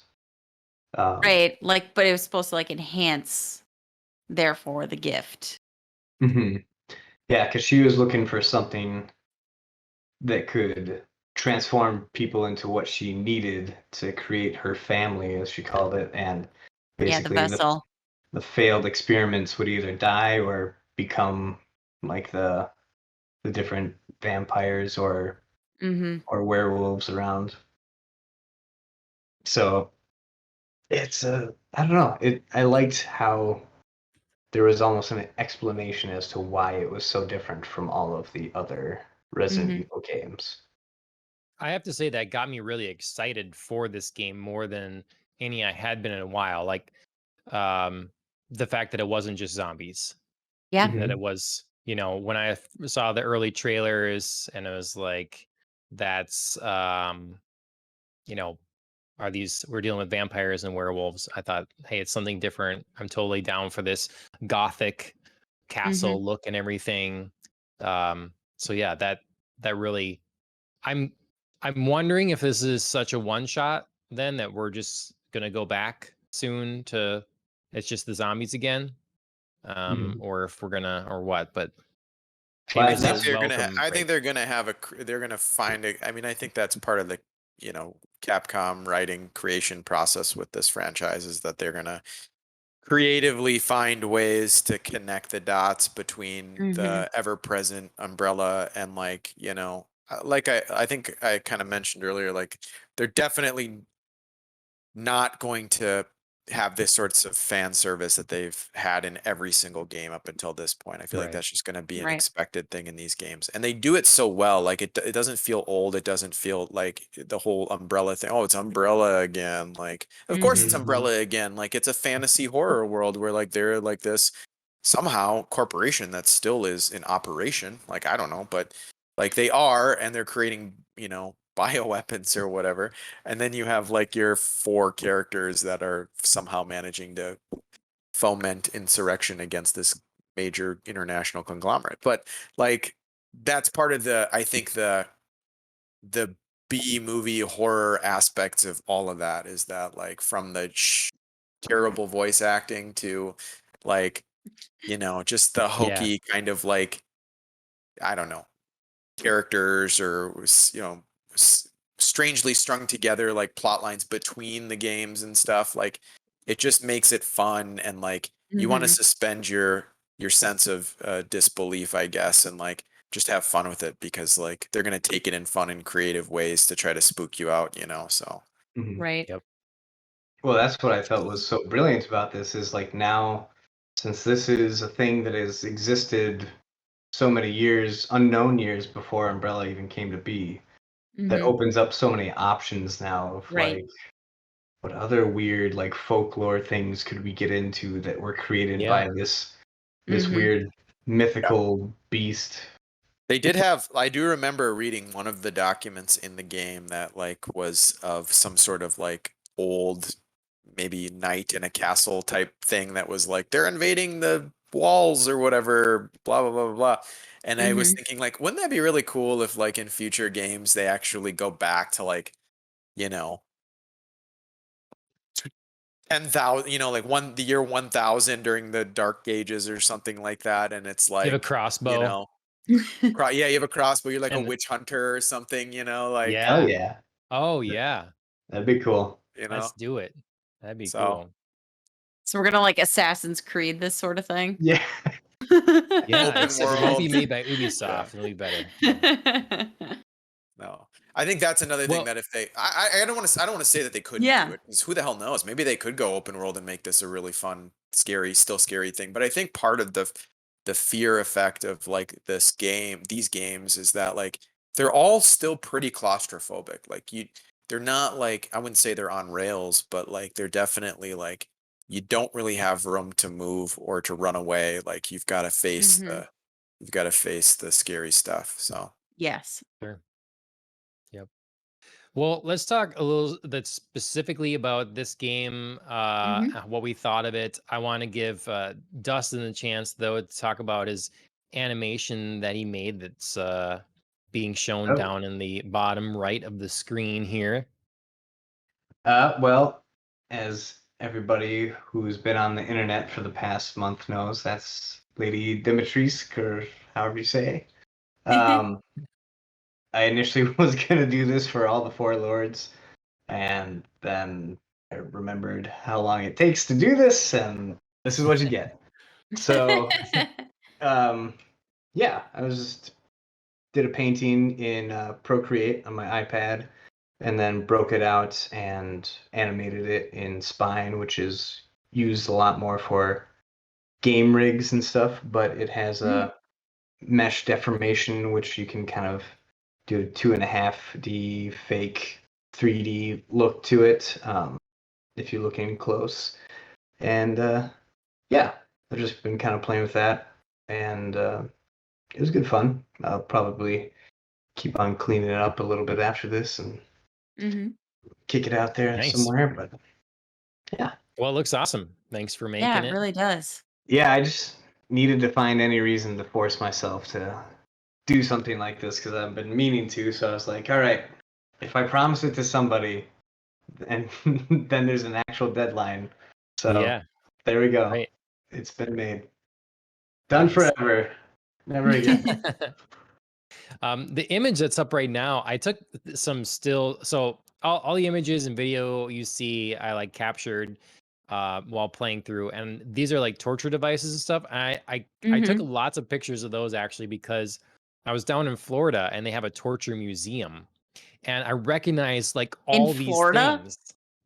Yeah. Yep. In Banish Where? St. Inquisition. Augustine. St. Augustine, a really old city there and stuff. And someone has a private collection of medieval torture devices and stuff. Oh, God. And I left the museum feeling really sad because it's just like the horrible things people do to each other. And some of it still today, like Mhm. there's signs on some that like these are still said to be used in these certain places and whatever. Jesus. But it's nuts. But they clearly did their research and filled their dungeons in the castle with these very Mhm. true to life torture devices. So, yeah. Yeah, the level of detail in this game is by Yeah. far the best out of all of them. Like Mhm. you're always getting like broken chaos like cities and stuff like that in all the other ones, and like this is the one where there's just every little detail of the castle and all that Mhm. amazing. Yep, the shine and the sheen and I really it was really gorgeous. I played on the PS5. Mhm. Where did everybody else end up playing? PS4 Xbox. for me. Oh, good scattering of. PS4, PC, and Xbox. PC, yeah. Yep. Nice, yeah. Well, we're looking at some pictures of the castle. What did y'all think of our beginning of the game and our first kind of boss area, like the castle? Is an I- awesome introduction. Yeah. Yeah. It definitely felt reminiscent of Resident Evil 4. That first walk up to the village, and then you're sort of like first sort of like timed whatever fight against a bunch of the Lycans. Mhm. Yeah, it was Mhm. very reminiscent of that first village experience in number Yes. 4. So Minus the quick time events. yes, were there quick time events in number 4? There was, yeah. Yes. I hate it. That was the worst part of the game. Really? Oh, Oh, I didn't love mind that. it. I I love feel like that. they didn't. If they were, then they weren't. Couldn't have been that many of them. I remember them very much so in the 5th and 6th games, but It's like right trigger, left trigger, right trigger, left trigger, Yeah. you know, Yeah. or like, you know, boulders a coming lot. and you gotta dodge out of the way. The Oh, giant yeah, swings his club, and you got to hit B and A real quick. yeah. Yep. That was the Yep. running joke that Oh, you yeah. would spend like an hour and a half like sorting your suitcase in number 4, and then a quick time event would, kill you, Yep. and then you'd And then load you're. the game before you had arranged your suitcase. Yep. Fit Yep. that extra egg or two in your Hell satchel. yeah. Can I just say that that's the one disappointment I have with this game was when I saw the inventory Tetris was making a return. It Yep. was nowhere near as like intense or like necessary as in number 4. So where you're it's telling me you sure. actually wanted to do that again? There was something to the tedium of doing that I loved so much, and I have no idea what it is because It really made you think about your choices. yeah, and then you because- get to like separate out like, okay, right Yep. here, here's my grenades. I'm gonna put them all Yep. up there. Like Yep. I this. mean, I like the organization, but I don't like leaving stuff behind. I don't like that. You know, even playing 2 remake, I'm like, I can't pick up more boards to slap on the windows. Like, Mhm. oh, I gotta just like come back for these. Then I don't like that. I think there is an element of sort of the horror aspect or the scarier bits of like some of the original games when you had a very limited, Yeah. Yeah. Resource inventory, and management. like you had to have like, both the medallion and the crank, and like which one am I going to need on the other side of the mansion? Like, Yeah. Mhm. I guess I'll carry the crank, and then you get all the way across like after you've walked through the area where there's like, whatever the Mr. X equivalent of whatever that was in number 2 or 3 or whatever. And then Yep. you're like, oh shit, now I got to walk back because like I got to go through that area again, and I really don't want to do that. Like, Yep. Mhm. and the game had ways to like, and that was a thing. I don't know. They do have a little bit in some of the newer games, but in the original games, they had that where it would kind of make you pay for like your poor management or lack of luck Mhm. if you brought the wrong item and you had to go back through an area. Like it would change things on you and throw new things at you, which I thought was always cool. But Yep. Yeah. Yeah, and it's they like kind of hate did it. that. I feel like they did do that a lot in this game. They had a lot of little like areas where it felt like it was reminiscent of a lot of the stuff that people talk about the old games or give credit to the old games for. Like I just said, walking back through an area, like when you go, when you, what is it? The doll boss, I forget the name. Beneviento. Yeah. So when you go back to that, burial site and you put the plaque Yeah. on there, and then that big dude with like the whatever hammer comes after you, like Mhm. that was sort of like that, Yeah, that came out of nowhere, which was a pleasant surprise. It was a Mhm. tough fight too. Like you were like, am I gonna have enough ammunition here? Yep. I I walked did out of there think with 2 bullets. Yeah. Some of the things I'd heard was that yeah, it gets so actiony and you have just the plentiful ammunition. And I obviously did get a lot more action, but I found myself short on ammo. I had like buying Same. everything from the Duke. He is now out. What am I Mhm. gonna do? I started using mines, Mhm. so Yeah. yeah. Yeah, this game did a great job of like I was never with an overabundance. Like I think there was maybe a Mhm. couple of times in the game where they do the classic thing of like, here's a bunch of ammo for you. You know you're about to get punched right in Right. the butt. But beyond that, like anytime that I had supplies to be able to make something, it was always like, all right, what am I doing? Am I going ammo or am I making uh First aid, yeah. whatever Kool-Aid heal everything juice? I don't know. It Yeah. it did a good job of Mm-hmm. giving you hand- those moments. The hand regenerating liquid. Mhm. I mean, so I was freaking out at that because I'm like, how much abuse can he take? And then he loses his hand and puts it back on. I'm glad that there was the payoff of like, okay, I understand why this makes sense now. Yes. Because before I'm like, this is really pushing it. Like, Okay. that's Yep. a little bit They much. kind of did that in number Because 7 too, like, or yeah, number Yep. 7. Like he stapled his hand back on, and like he Yeah. wasn't mold at that point. I don't think, was he? He was. Yep. yeah. Oh, It he had to was. be, yeah. Okay. Yeah, I, it makes a lot more sense when you consider that like every cutscene, at least through like halfway through this game, was Ethan just like taking it, just something like seriously, just like a sword in the chest, like cut off a hand, get like irons through your hand and strung up, like just so much. Oh, I forgot like about that. Yeah. yep. like seriously every single cutscene, you know, at least through the castle and, you know, a little bit beyond was just like, so Ethan's, you know, getting a serious injury again, you know, you should probably be dead at this point.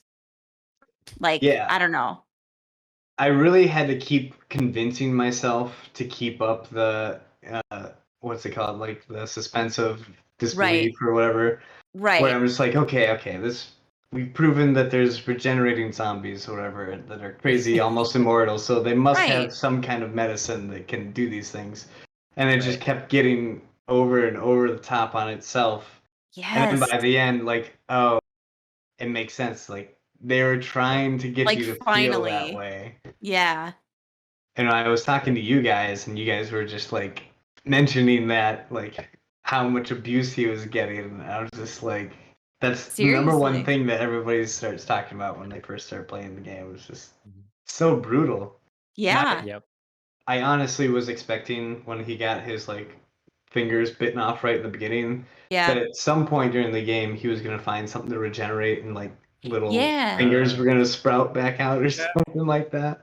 I kind of weirdly like that they didn't, but I agree with you. Like that was the one injury that took out of all of them. Like, Yeah. sure.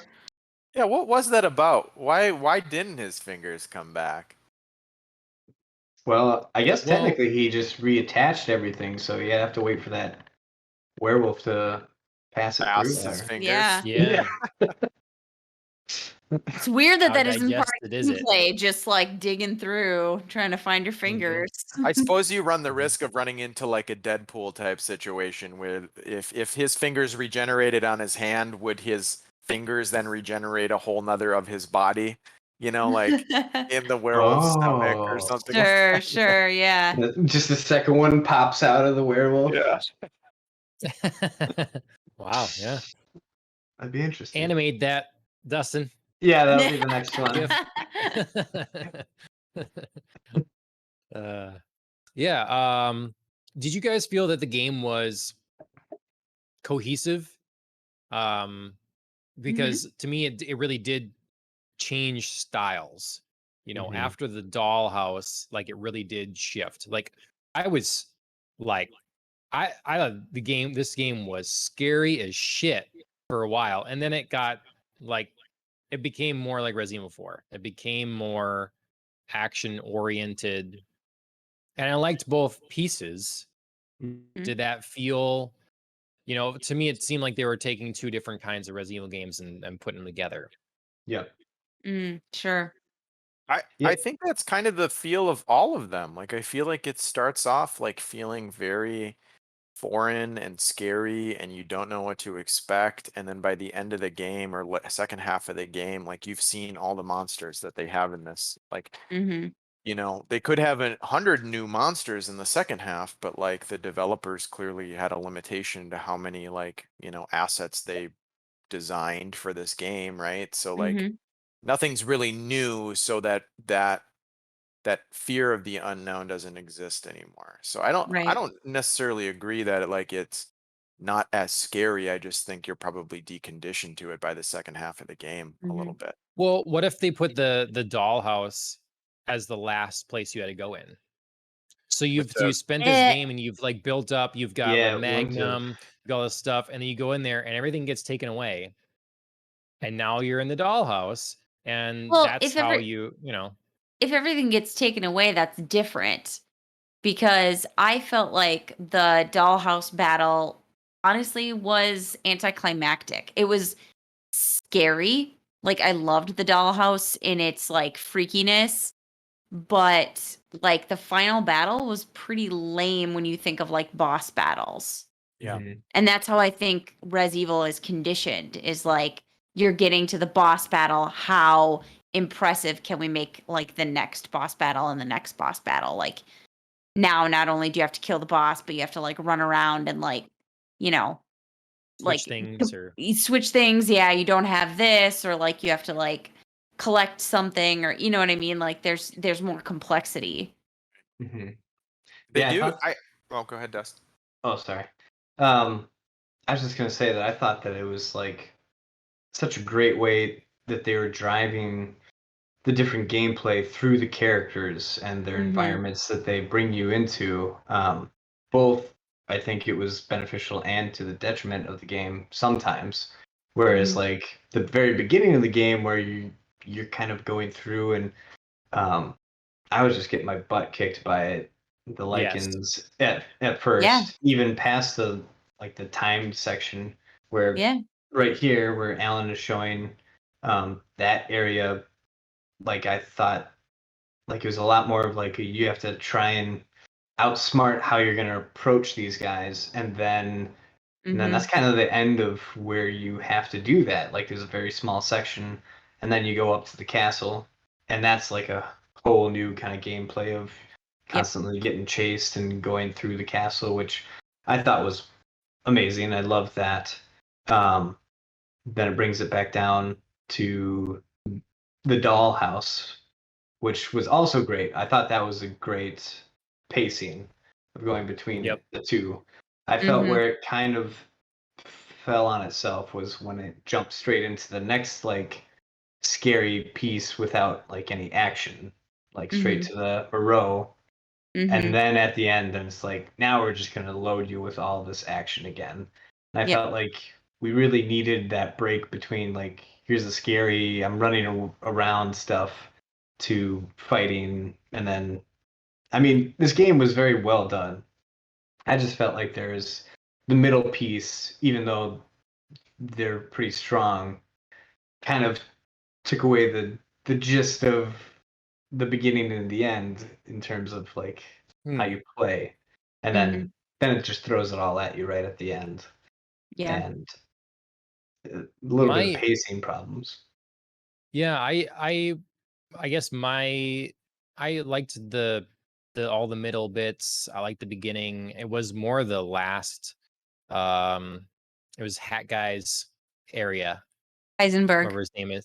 Yeah, his area was too long. It was too Mhm. long. I mean, Mm. it And it could have cut it in half.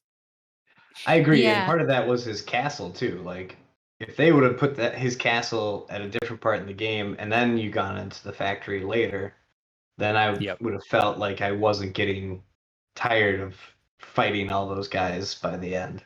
Mhm. Yep. Yep. You mean the stronghold with the lichens Right. Yeah, you're yep. referring to? They weren't his though. Like that wasn't his. He just sent you there to destroy all the lichens because that was like Right. Mother Miranda's army, basically. Yeah. So Yeah, I just feel like that Mm, was a very action heavy spot, and then it throws you right into an even longer action action heavy heavy, spot. Yeah. yeah. And it's like you gave us so many hours of like, here's the scary walk around PT demo Yeah. kind of Yeah. thing. Yep. I personally, I loved it. I loved that part of the game. I felt like it was a nice change of pace. It broke up I think it very successfully broke up like the action set pieces and kind of brought you back to that Wait, really which like, part? oh, sorry, the dollhouse part. Oh Mhm. yeah. Oh yeah, I Me love too. the dollhouse. Yeah, that was Yeah, by far I wish there one of the honest strongest parts. yeah, I wish there was more. I wish there I was more agree. of that because like Mhm. losing all your stuff, like I think it's just one of those things where you can have a Resident Evil feeling game without like gunplay, you know? Hmm. Mhm. And I think it was honestly, I just all of the different set pieces I feel like were in a sense almost homages. Like I almost look at this whole game as a giant homage to every single horror game or movie or whatever that's ever existed. There's like some nod to everything. Like just name it and I Hmm. can point out to you Oh where god. in this game what? Yeah. Sorry, I'm just looking at Oh, the that fetus Oh, baby. terrible fetus. I thought you whispered Oh, something. Ashley was yelling at me when I was doing that. She's like, "Go run! What are you doing?" Yeah, But yeah. that gameplay in that house was like the the alien game. What was the alien game called? Alien Isolation. Isolation. Oh, Yeah. Oh yeah. Where hmm, you were hiding in things and like also kind of like the PT demo, where you're yeah. walking through the house and there's like, weird allusions yep. to dead babies and stuff. And then like, I don't know. And then there's also the, nods to the fairy tale storybook horror characters, not only in just the fact that they kind of set up the prelude to the game with the story with an actual storybook, but like Yep. Yeah, I your love your that. your traditional B movie horror characters. Like I think the only one missing here is the Mummy, because they have like Hmm. your Dracula equivalent, and then Mhm. you have your Werewolf. Moreau shaped animal shifter, kind of half man, half beast sort of thing, and your werewolves, and then you have Heisenberg, who's like Frankenstein, basically. He's Hmm. creating these monsters out of machines and stuff. So Yeah. I don't know.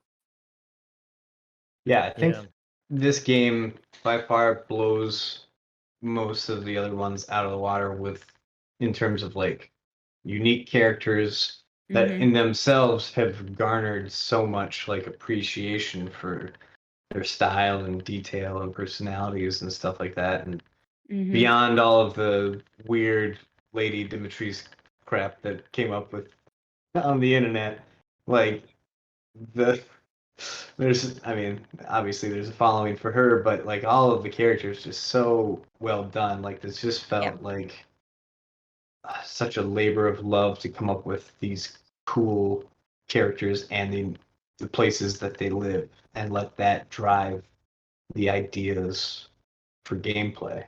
Hmm.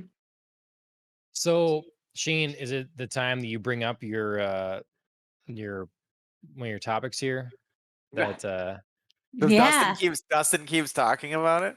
Yeah, no, I did. It was more just to point out the fact that like as soon as I started playing this game, like on Reddit or on the internet or wherever, like you would just see news headlines about. Well, I don't. It's the targeted marketing. Like I'm playing Resident Evil, I'm talking to people about it, so my phone's gonna be sending me things, right? But Sure. it's right.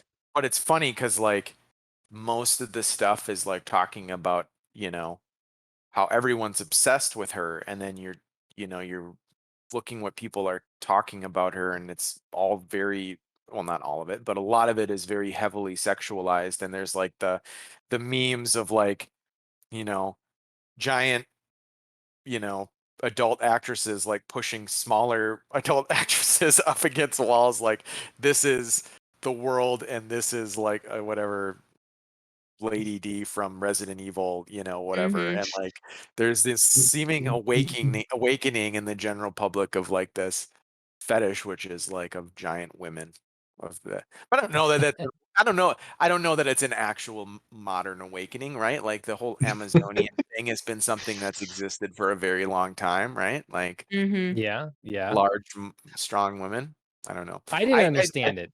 I didn't understand it. You didn't understand what it Capcom was when I knows what wrote they're it? doing. Yeah, I saw the memes, I saw the coverage, I saw everywhere. Right. The bubble I'm in, it was everywhere. And but I was like not obsessed with this woman. I mean, I just don't understand the obsession. Yeah. Well, I mean, I don't know that I get the sexual aspects of things, but I definitely like I mean, I think it's clearly a thing, and like, anytime, and Mhm. I don't know, maybe it's a comment on maybe, I don't know if you want to call it a problem or not, but something in like gaming that you tend to see where it's like any female character with large breasts, whether she's 8 feet tall or 4 feet tall, like is going to become a Mhm. topic of conversation, and like, does that really warrant that just because, sexualization of characters? But I don't have to really go there, but it's really interesting how it's like that seemed to be the big thing, the big general thing that was taken away from this game by more mainstream media outlets, was like this large vampire lady, like, Mhm. Mhm. never mind the like fun and inventive gameplay that's actually kind of like between this and the previous game, like actually, Right. recreated the same atmosphere, but also improved it in so many ways. And like, it just actually feels like a successful sequel to, like, if you just think of number 7 and number 8 together and all the other aspects of this game that make it incredible. So, but anyway, Yeah, I mean, I think a lot of it started pre the game being out. So that was a lot of Mhm. no one had played it yet. Mhm. It was even before demos and stuff. So then the demos arrive or whatever, and then all of a sudden it was a thing. So people knew they could get clicks by saying something or showing something with Mhm. her. And Mhm. uh, I've heard some people say that Capcom probably feels bummed that they didn't utilize her more, because it just, in the way that she was shown, it was a very prominent, it's like maybe this is the villain, and Mhm. Yeah. then clearly Yeah. wasn't.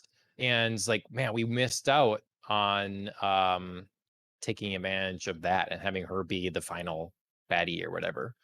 Well, they've got some DLC coming out. I'm sure that they have listened to a lot of people on the internet, and we'll try and figure something out to add in.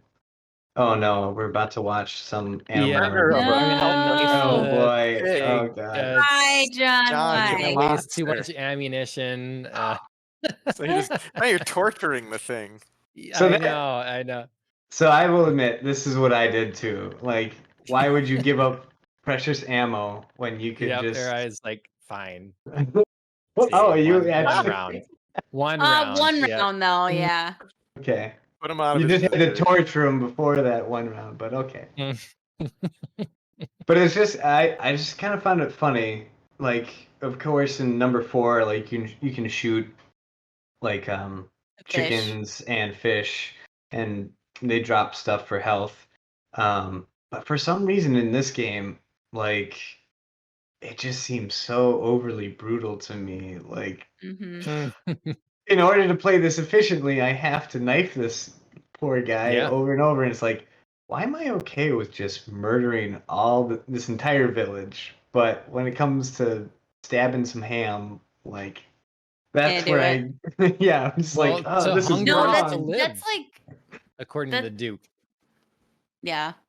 Yeah. That's like always a problem I've had. Like I always remember watching The Patriot for the first time, and like it's like the big epic battle between Mel Gibson and Jason Isaacs, and like they're going for it, and all of a sudden Mel Gibson uses the flag to stab Jason Isaacs' horse, and I'm sitting there like, no, horsey, like, like, never mind that Jason Isaacs is like a child murderer, and Yeah. like he's got to be Yeah. taken down. Yeah, and I'm by just sitting there extension, the like, horse is a is it rapist. child murdering horse? Yeah. but no, like, I should be like, well, whatever it takes to, take him down. But I'm sitting there just like, horsey, like, Mhm. I don't know. Yeah. There is something about like murdering animals in either games or movies that it just like seems so much more egregious. Well, at least it isn't in this just for like coin or something like that. You Right. are Although you getting, can, yeah, because you yeah, can that's you true. can sell it too. Yeah. So I Yeah. also had a theory, possibly while I was watching Shane play, of like, if everybody in this village either died or got turned into something, what if all these pigs and chickens and stuff were Zombie pigs and chickens. some villagers that just accidentally got changed into normal animals? Like, Yeah, through the Moreau experiments, right? yeah, Yeah. who Yeah. knows? Yeah, his were very simplistic. Could be. I believe it. It- That's canon in my mind now. That's great. I love that. Yeah. For some reason, that makes me feel better about murdering all of them. Because then I'm putting them out of their misery rather than like, this pig was finally free, and then I came along and this fucking Escaped all the lichens. yeah. And you just knifed it. Well, I have to make the like call outs, I guess, that playing on PS5, I did like the the controller. I Mhm. thought, well, it's not doing much or whatever different. And then all of a sudden I got the sniper rifle. And it was a lot harder to aim down sights Yeah. for the sniper rifle. So Why like is you would that? try to well, it adjusts the tensions in the triggers. Oh, So they just make it more difficult and change it up varying on the weapon. So Mhm. That's when you would awesome. aim down sight with a sniper, yeah, it would have a lot more resistance to the pull Yep. versus something else. So that's cool. I liked that addition, and it never got old in the game to have that little bit of extra something. Mhm. So I don't know if it's a good idea to show video during the podcast because I get distracted watching know, my now I'm- terrible gameplay. So I was gonna give you kudos for finding this because I totally Yeah. missed this section. oh really? You didn't kill this guy? Yeah, I didn't. I didn't either. I got didn't the- miss it, but I didn't have time to do it. Oh, interesting. Okay, yeah, I enjoyed it. There was a lot of ring around the rosy with him, but Yeah. yeah, Mhm. no, it was Did you had already done the previous fight with him too at that grave site, John, or was this the first time you ran into this guy? I think this is the first time actually, so maybe I missed a different thing. Oh, okay. So you didn't go So, yeah. place like a headstone and piece it back together? The grave at the bottom of the dollhouse. The elevator. garden, yeah. It doesn't sound familiar, no. Oh, okay. All right. That one, I would say that one was well, I guess it didn't have the bat people in it, but that one was a little more intense. I felt like 'cause it was a smaller area. Right. Yeah, But it was still the this- same idea. You were still ring around the rosing with this guy. Just Yep. Mm-hmm. Huh. Well, this time he actually dies. He didn't die in the last one. How did it end? No, I he can't dies in the remember. other one. I think it's just Yeah. Yeah. Oh, he dies both There's times. there's two of them. Yep. Oh, This, okay. this guy's got a different, or maybe he's got the same weapon. I'm not quite sure. But they were Okay. twins. So what did you all think of what did you think of Chris Redfield? oh boy, What didn't you think of him? Yeah, well, I don't Better know. I question, mean, John. my comment in my notes of what a dick is definitely about Chris Redfield. oh okay. Oh, now it okay. makes sense. Yeah. Like, I mean, how many times are you gonna blow the opportunity to like fill me in Right. and like work together on this? Yeah, yeah. Right. You're Come here on. already. Like Ethan's already Yeah. here, Chris. Just tell him what the hell's going on. It's not like he's gonna Right. go home now. Like, oh, okay, yell Jesus. at me. I'll just go home. Like, Right. I'll just leave my daughter. It's fine. yeah. Yeah. I'm gonna trust the guy who gunned down my wife in front of me and stole my baby. That everything like I shouldn't be here. Right. Yeah, right. No, I was very very frustrated with him. And then I didn't my least enjoyable part of the game was definitely when I Playing? took over as him. Yeah. That did not need to be in the game in my book. It An just action give you the best weapons that they could have borrowed you earlier in the game. You're just stacked. It literally is. So if you're talking about homages to different horror games, that is the like on rail Yeah. shooter kind of arcade thing. Like I think Yeah.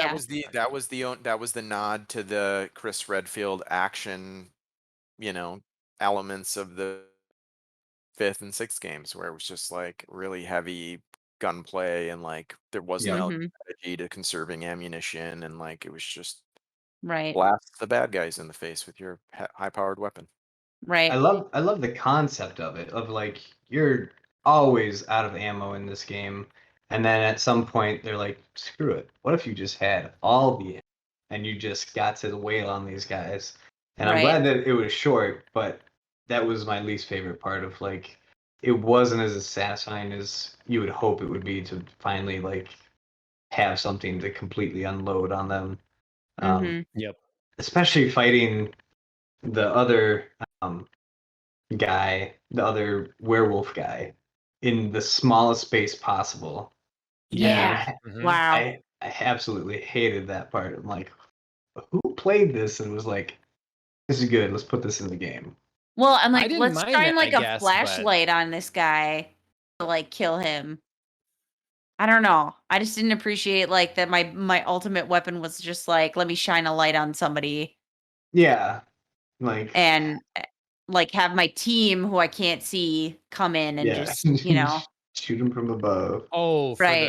the targeting thing. Yeah, okay. Yeah, I mean it made sense like when I was outside and you know, you're like trying to get this whole like mutated mold out of the area. Like you couldn't do that one person by yourself, but like Mhm. I really can't take on this one werewolf guy without some backup. I don't Yeah. know.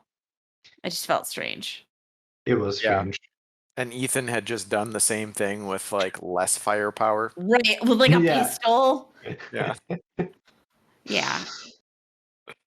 So here's my main poo-poos about the Chris character in this.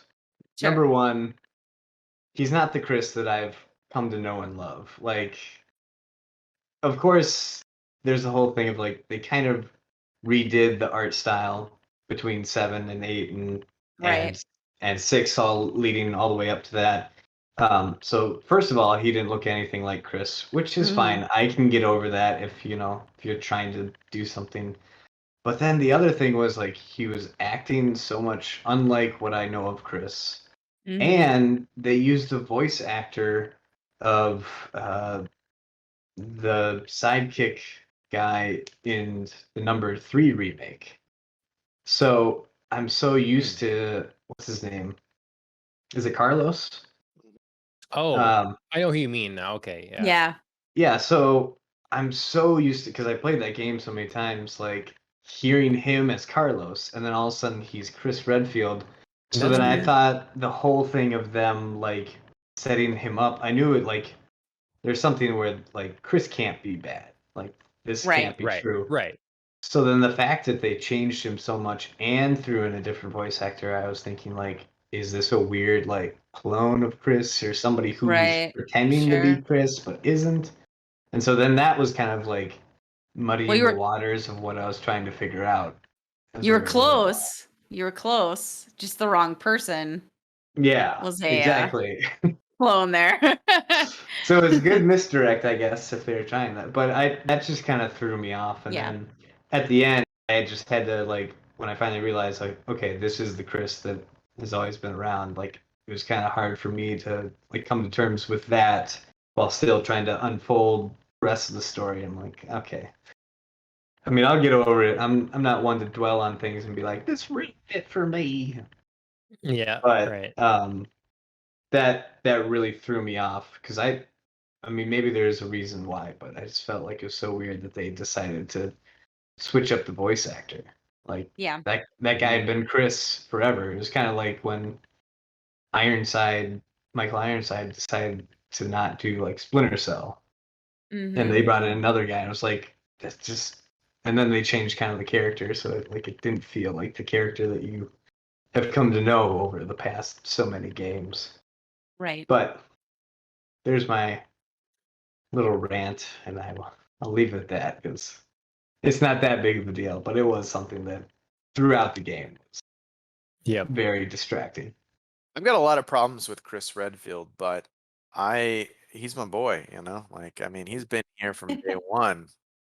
He is, I'm sorry, he is the protagonist of the Resident Evil Wow. series. I mean, Wow. I feel like Bold. him and Kennedy are Old. are like right up there. Yeah, but Leon Kennedy Yeah. didn't until the second game. Where was he in number one? Like Chris has been in every single one, or at least like an extension of him has. Hints to him, yeah. Well, Yeah. I think it's Chris and Jill, but I think Leon's taken the popular vote since 4. Since 4, no one's taken back the. He's the hot mean, new when they make- model. Yes, he's when the they hot make young movies, Chris Redfield stars 2.0. Leon. You know, Yeah. like, yeah.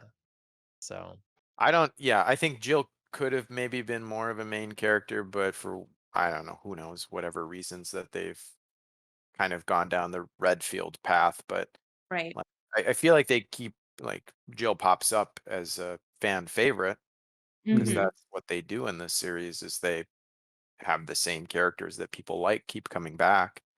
But Right.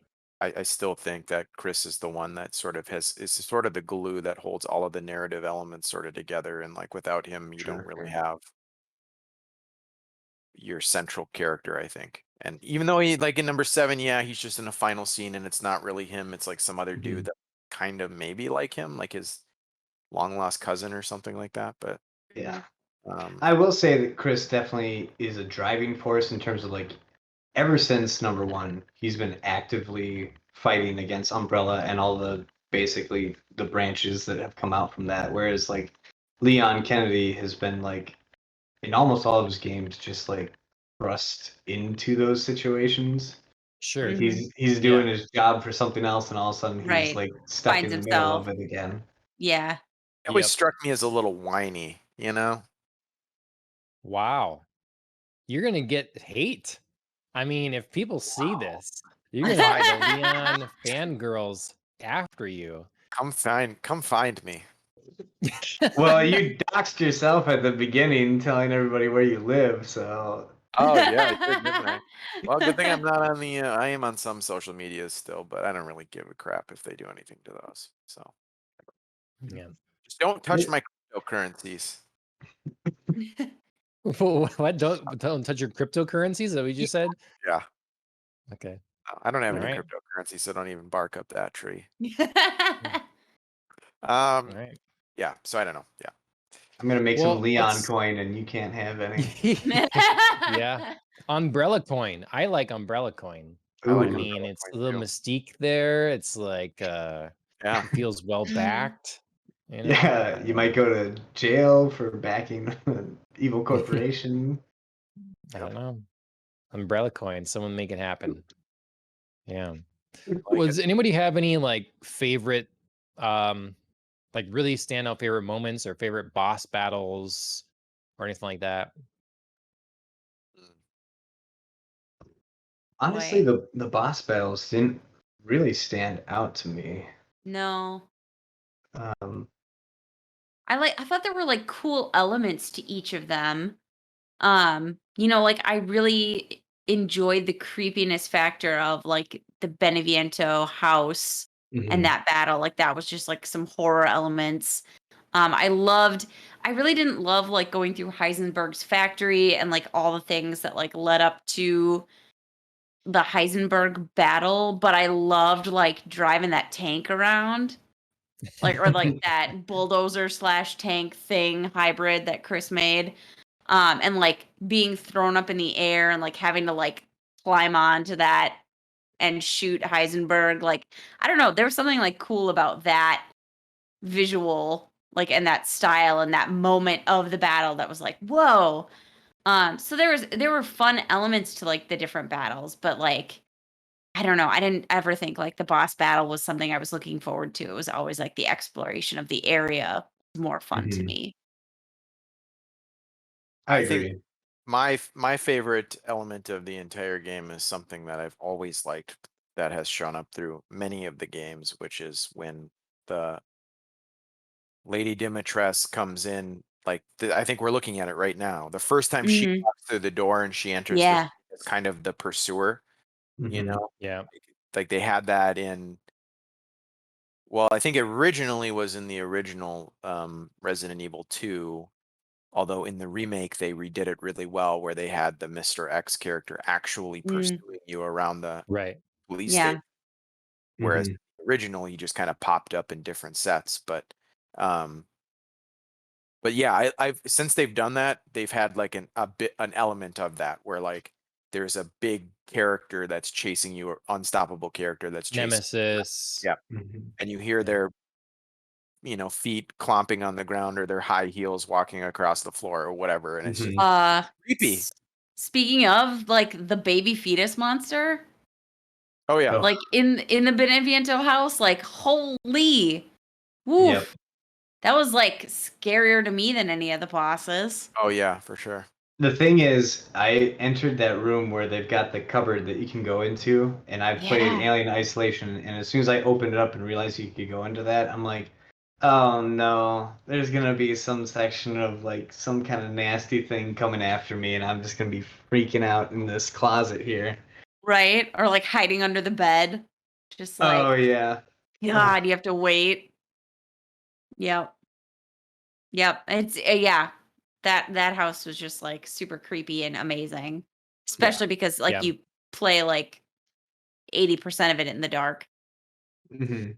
I think that was, I mean, though it was definitely the scariest, I think that was it was the standout moment for me, was that whole thing. I mean, I go Mhm. in and first, like, I remember one moment seeing a doll on the ground. I'm like, that's the doll. I'm pretty sure that's the doll she uses. When I come back, that's gonna be gone. Sure enough, I come back, the doll is not there anymore. It's those moments, it's the mannequin all of a sudden is gone, and it's just Yep. blood stains on the table.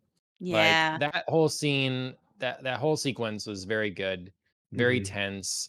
Um, I think that was the standout of the game, and it was like it ramped up sufficiently because I definitely had moments where I'm like, okay, get to the Duke in the castle. He's Yeah. chasing me. I'm safe. Yeah. You can't come in this door. Yep. And so yeah, it ramped up well to the dollhouse, and I think that was where it. Though I had a lot of fun later, I think the game peaked there, honestly. So Yep. In terms of horror, I would agree.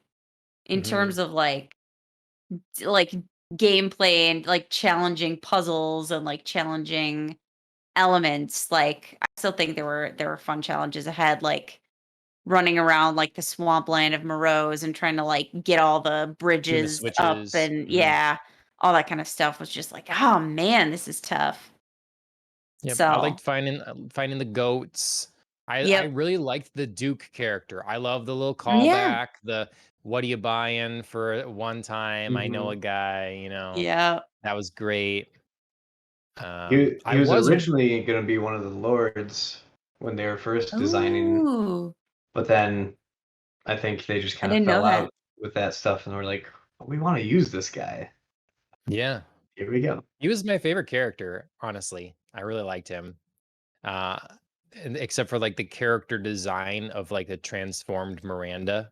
I thought the Sure. final boss battle, though not necessarily super amazing, was I thought she looked really cool in her various transformed states. Yeah, that kind of made up for the lack of like interesting, like because it was just Mhm.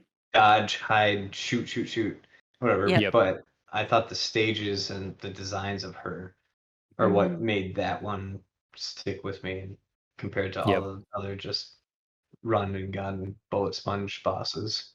Yep. After the game, I used some of my points or whatever to buy some of the different art things. I definitely bought all the Miranda ones to like look at Oh, because nice. I just Yeah. thought they're really cool. Yeah. Really cool. That's another thing that I love that they've put in almost every, if not every, Resident Evil game of like they put all this work into like making these cool models and character designs like Mhm. let you actually zoom in, look at them, and see all of the work that they put into them. I love that. Yep. Right. Yep. So I have a question. Okay. Oh yeah, go for it. So you see this picture that Ellen put up here with the size Yes. chart? Mhm. Who would Yes, win? we're obsessed with height in this Yeah, podcast. who would win in a fight? The Nemesis or Lady D? Ooh. Um, I mean, Nemesis took quite a bit Yeah. die. Yeah, But I I don't mean, know. That is true. You didn't kill him until you had like a rail gun, right? Like a Yeah, because every weird time you kill energy. him, he'd somehow that would like transform him more to evolve just to survive the last beating he took. I don't know. Right. yeah, that seems fair. You just need like sunshine and some normal everyday guns to Just kill cold air. ADD. Yeah. Yeah. Okay, fair enough. All right. The clear winner is Nemesis, I guess. So, yeah. But good question, nonetheless. Though that Right. fall through the castle was pretty cool once you defeated her. Oh yeah. Oh yeah. That was Yeah. good. hmm Here's an interesting thing that I still don't really understand why they did. Ethan just never has a face. Like, why did they never want Mm, you to see his face no matter what? Like, even when they pull out at the end during the cutscene and yeah, stuff, like, it's sure. all in shadow. Yeah, he's like And, hunched forward and Yeah. yeah, I don't know if they're trying to do the Master Chief thing where, like, everyone can connect with him because you never see what he looks like. Except or he's Yeah. like, I mean, I understand that when when you're playing an RPG or something, you are supposed to be you more, but you are Mhm. playing Ethan Winters. He has a Yeah. wife and a daughter and a story, a story and everything. Mhm. right. So I don't see the benefit. It had to be something that came along with, okay, we're doing this in first person, like an initial thing, and then they just stuck with it. But yeah, as you develop Ethan Winters' story, I don't see the point.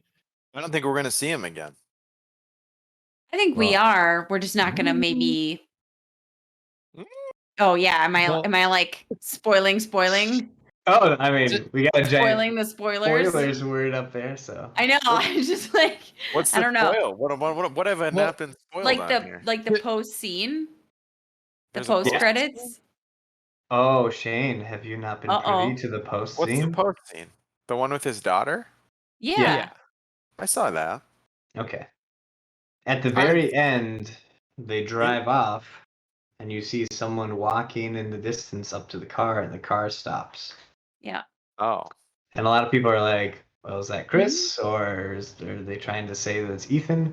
And I do Right. believe someone did like the photo mode unlock, zoomed in, and saw that it was like a gray haired Ethan or something like that. Right. ah, fake news. You hate it? ah. I like it. I like that they didn't show his face and now he's dead and we never have to see that dude again. Well, I it's basically announced that it's going to be an Ethan Winters trilogy. This Yes. is Ethan Wait, Winters' what? story, 7 Yeah. through 9. That seems to be the understanding. Yep. Now, that doesn't mean that We play that him. he's alive or we play him in the Yeah. next one Oh, necessarily, okay. but it'll still be this story dealing Yes. with the fungus and Okay. so Yeah, and I was very excited about the potential of what they were kind of alluding to in that final credit scene, and especially Mhm. since they like literally slap up a sentence saying the father's story is done. It's like, okay. Right. right. hmm Oh, okay. I see. I see what you're saying. So we're gonna get another game, possibly first person perspective Mm-hmm. from somebody else, most likely his daughter's perspective. Yeah. Or at least And part what of if you it, did a thing potentially. where she has powers, but she can't deal with them or can't control them and stuff? So they're kind of useless or actually a harm early on, a Mhm. detriment to you getting along. And so you're beefing up as you go, as you Right. like unlocking some abilities Mhm. that helps you further yourself in the game. Hmm, It'd be I like different. It'd be very different, Yeah. Yes. but John, I'm an I executive with Capcom. You're hired.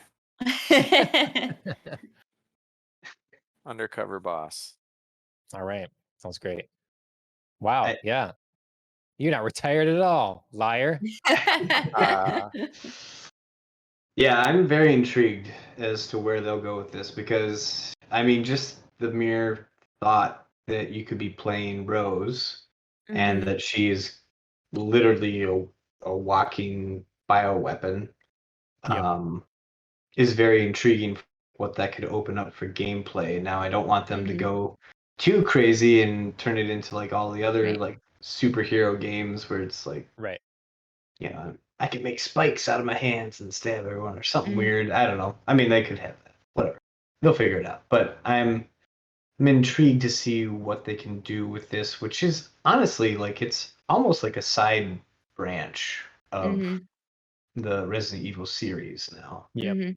even But I though mean, it is imagine mainline. like Well, and they can do if they anything because I mean, we don't ever see. They're very deliberate in not saying like what Rose's abilities are. Yeah.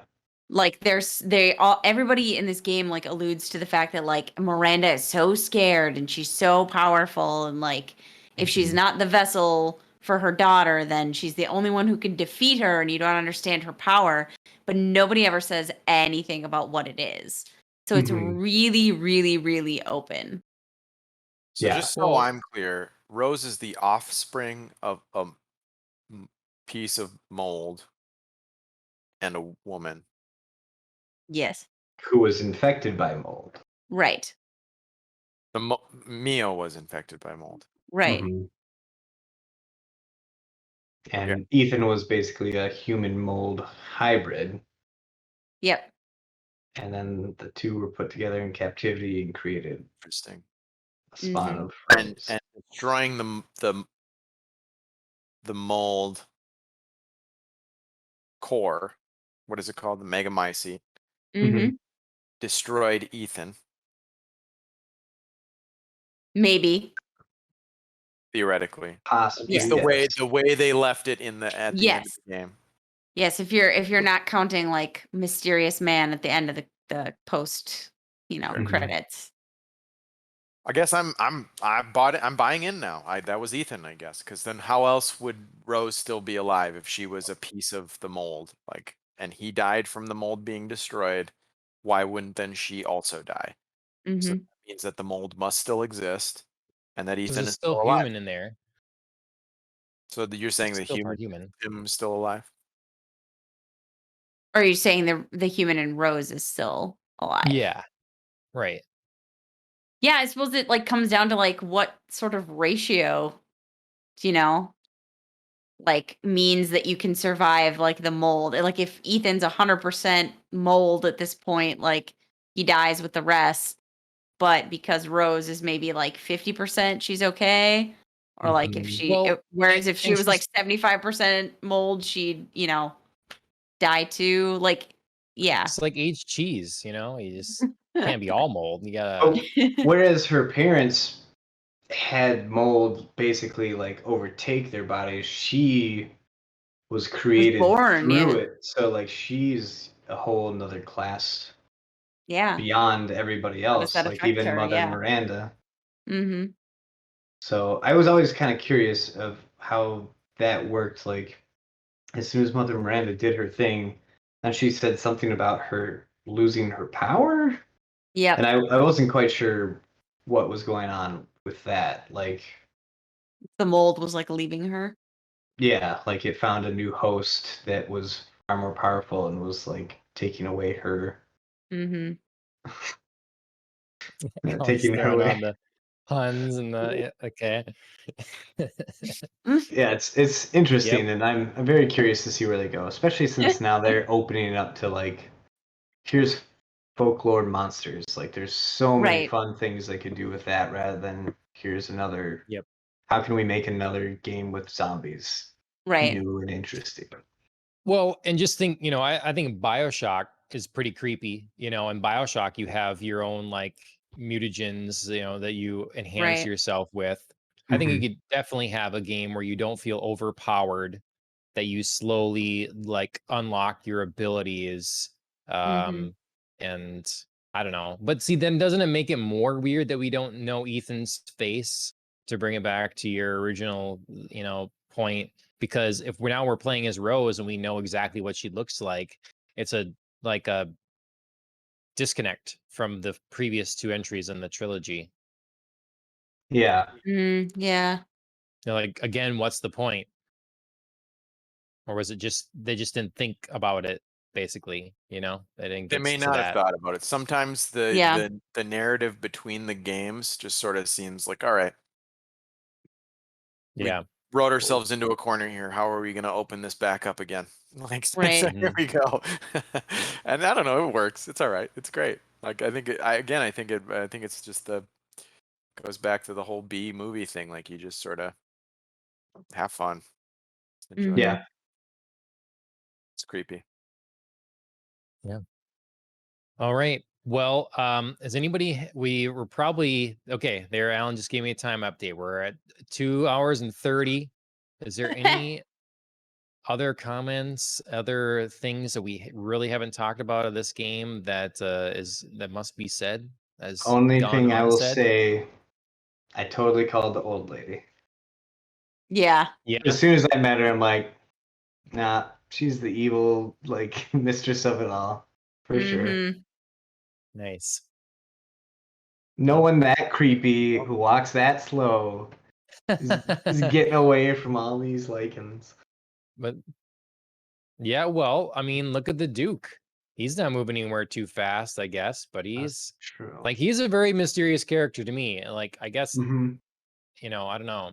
I don't want to know anything more about him, I guess. I like the Even mystery of it, but even the Duke didn't know what he was. Right. Yeah, that's Hmm. true. He did say that. Yeah. the one thing they could have done in this game that I would have really appreciated. There was a perfect opportunity for it. There was a wooden crate, almost like chest level. I slashed open. I was waiting for one snake to jump out and bite Oh me. yeah. One random snake the whole game, because every time when I started, I'm like doing this and chopping them open. It's like there's gonna be a snake in one of these, and then there clearly wasn't. But this is like 3/4 away through the game. It would have been a perfect opportunity to throw one at you. Yeah. You know, I Got totally me. forgot about the snakes, and if they had done that, that would have just been the cherry on top. See, Perfect yeah, throwback. it's such a well-known thing in Resident Evil that I feel like it did Yep. happen, even if it didn't. So I don't, like you said, that you wish Dustin's there was like a that snake, didn't and I'm like, happen. did I swear there was a snake somewhere, but maybe not. If there was, I missed it. I certainly Yeah. didn't chop any crate with that snake in it. Yeah. So God, I then they'd gotta- be like I gotta look slithering this through the up. water, go knife it, just you bastard. Yep. All right, everyone. That was Resident Evil Village and general Resident Evil discussion. Please let us know what your thoughts are on Resident Evil and if you like the game or not. We seem all pretty positive about it, I would say. Mhm. That's great. 4 out of 5 for me. So, does anyone, as we come to the end of the show, does anyone have anything they would like to plug or promote?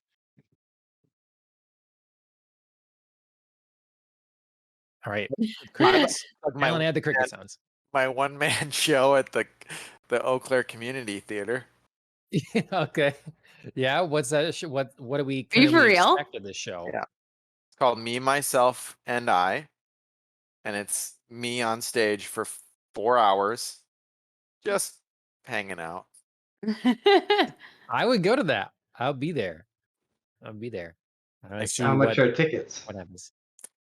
$7 million. Hmm. I might John's have to set up a reconsidering. payment plan. You I might have to set up Oh, a payment you're plan. considering it. Okay. I'll hand the dead off to my children. So Can I pay you in like a perfect crystal skull or No, but Alan Mm. makes a good point. I want to be paid in lei. Okay. inlay? Okay. Yeah. The Resident Evil Village currency. I'll get printing that. That can be our digital currency. Lay. Lay. There you go. Lay coin. Yeah. Yeah. Okay. This has been Popcast on the Rocks, episode 65. We'd like to thank, our guests for both coming here and showing up and Yay. offering great conversation. An extra thanks Thank to you. Dustin for creating an animation for the Ah. episode. That's a great little My touch that pleasure. we can have. And Never again. Yeah. Better get working on a Ridley Scott something like Alien morphs into Oh, Do a chest replicants burster. morphs. chest burster. Okay. Yep. I'd like to thank Killing the Flower for our theme song. You can check them out on Spotify, YouTube, and Instagram. We do this once a week. We're going to be covering Loki and Halves soon. Yeah, and much more to come. So thanks everybody for tuning in. Please follow, like, share everywhere that's applicable. And we'll see you next time. Sounds good.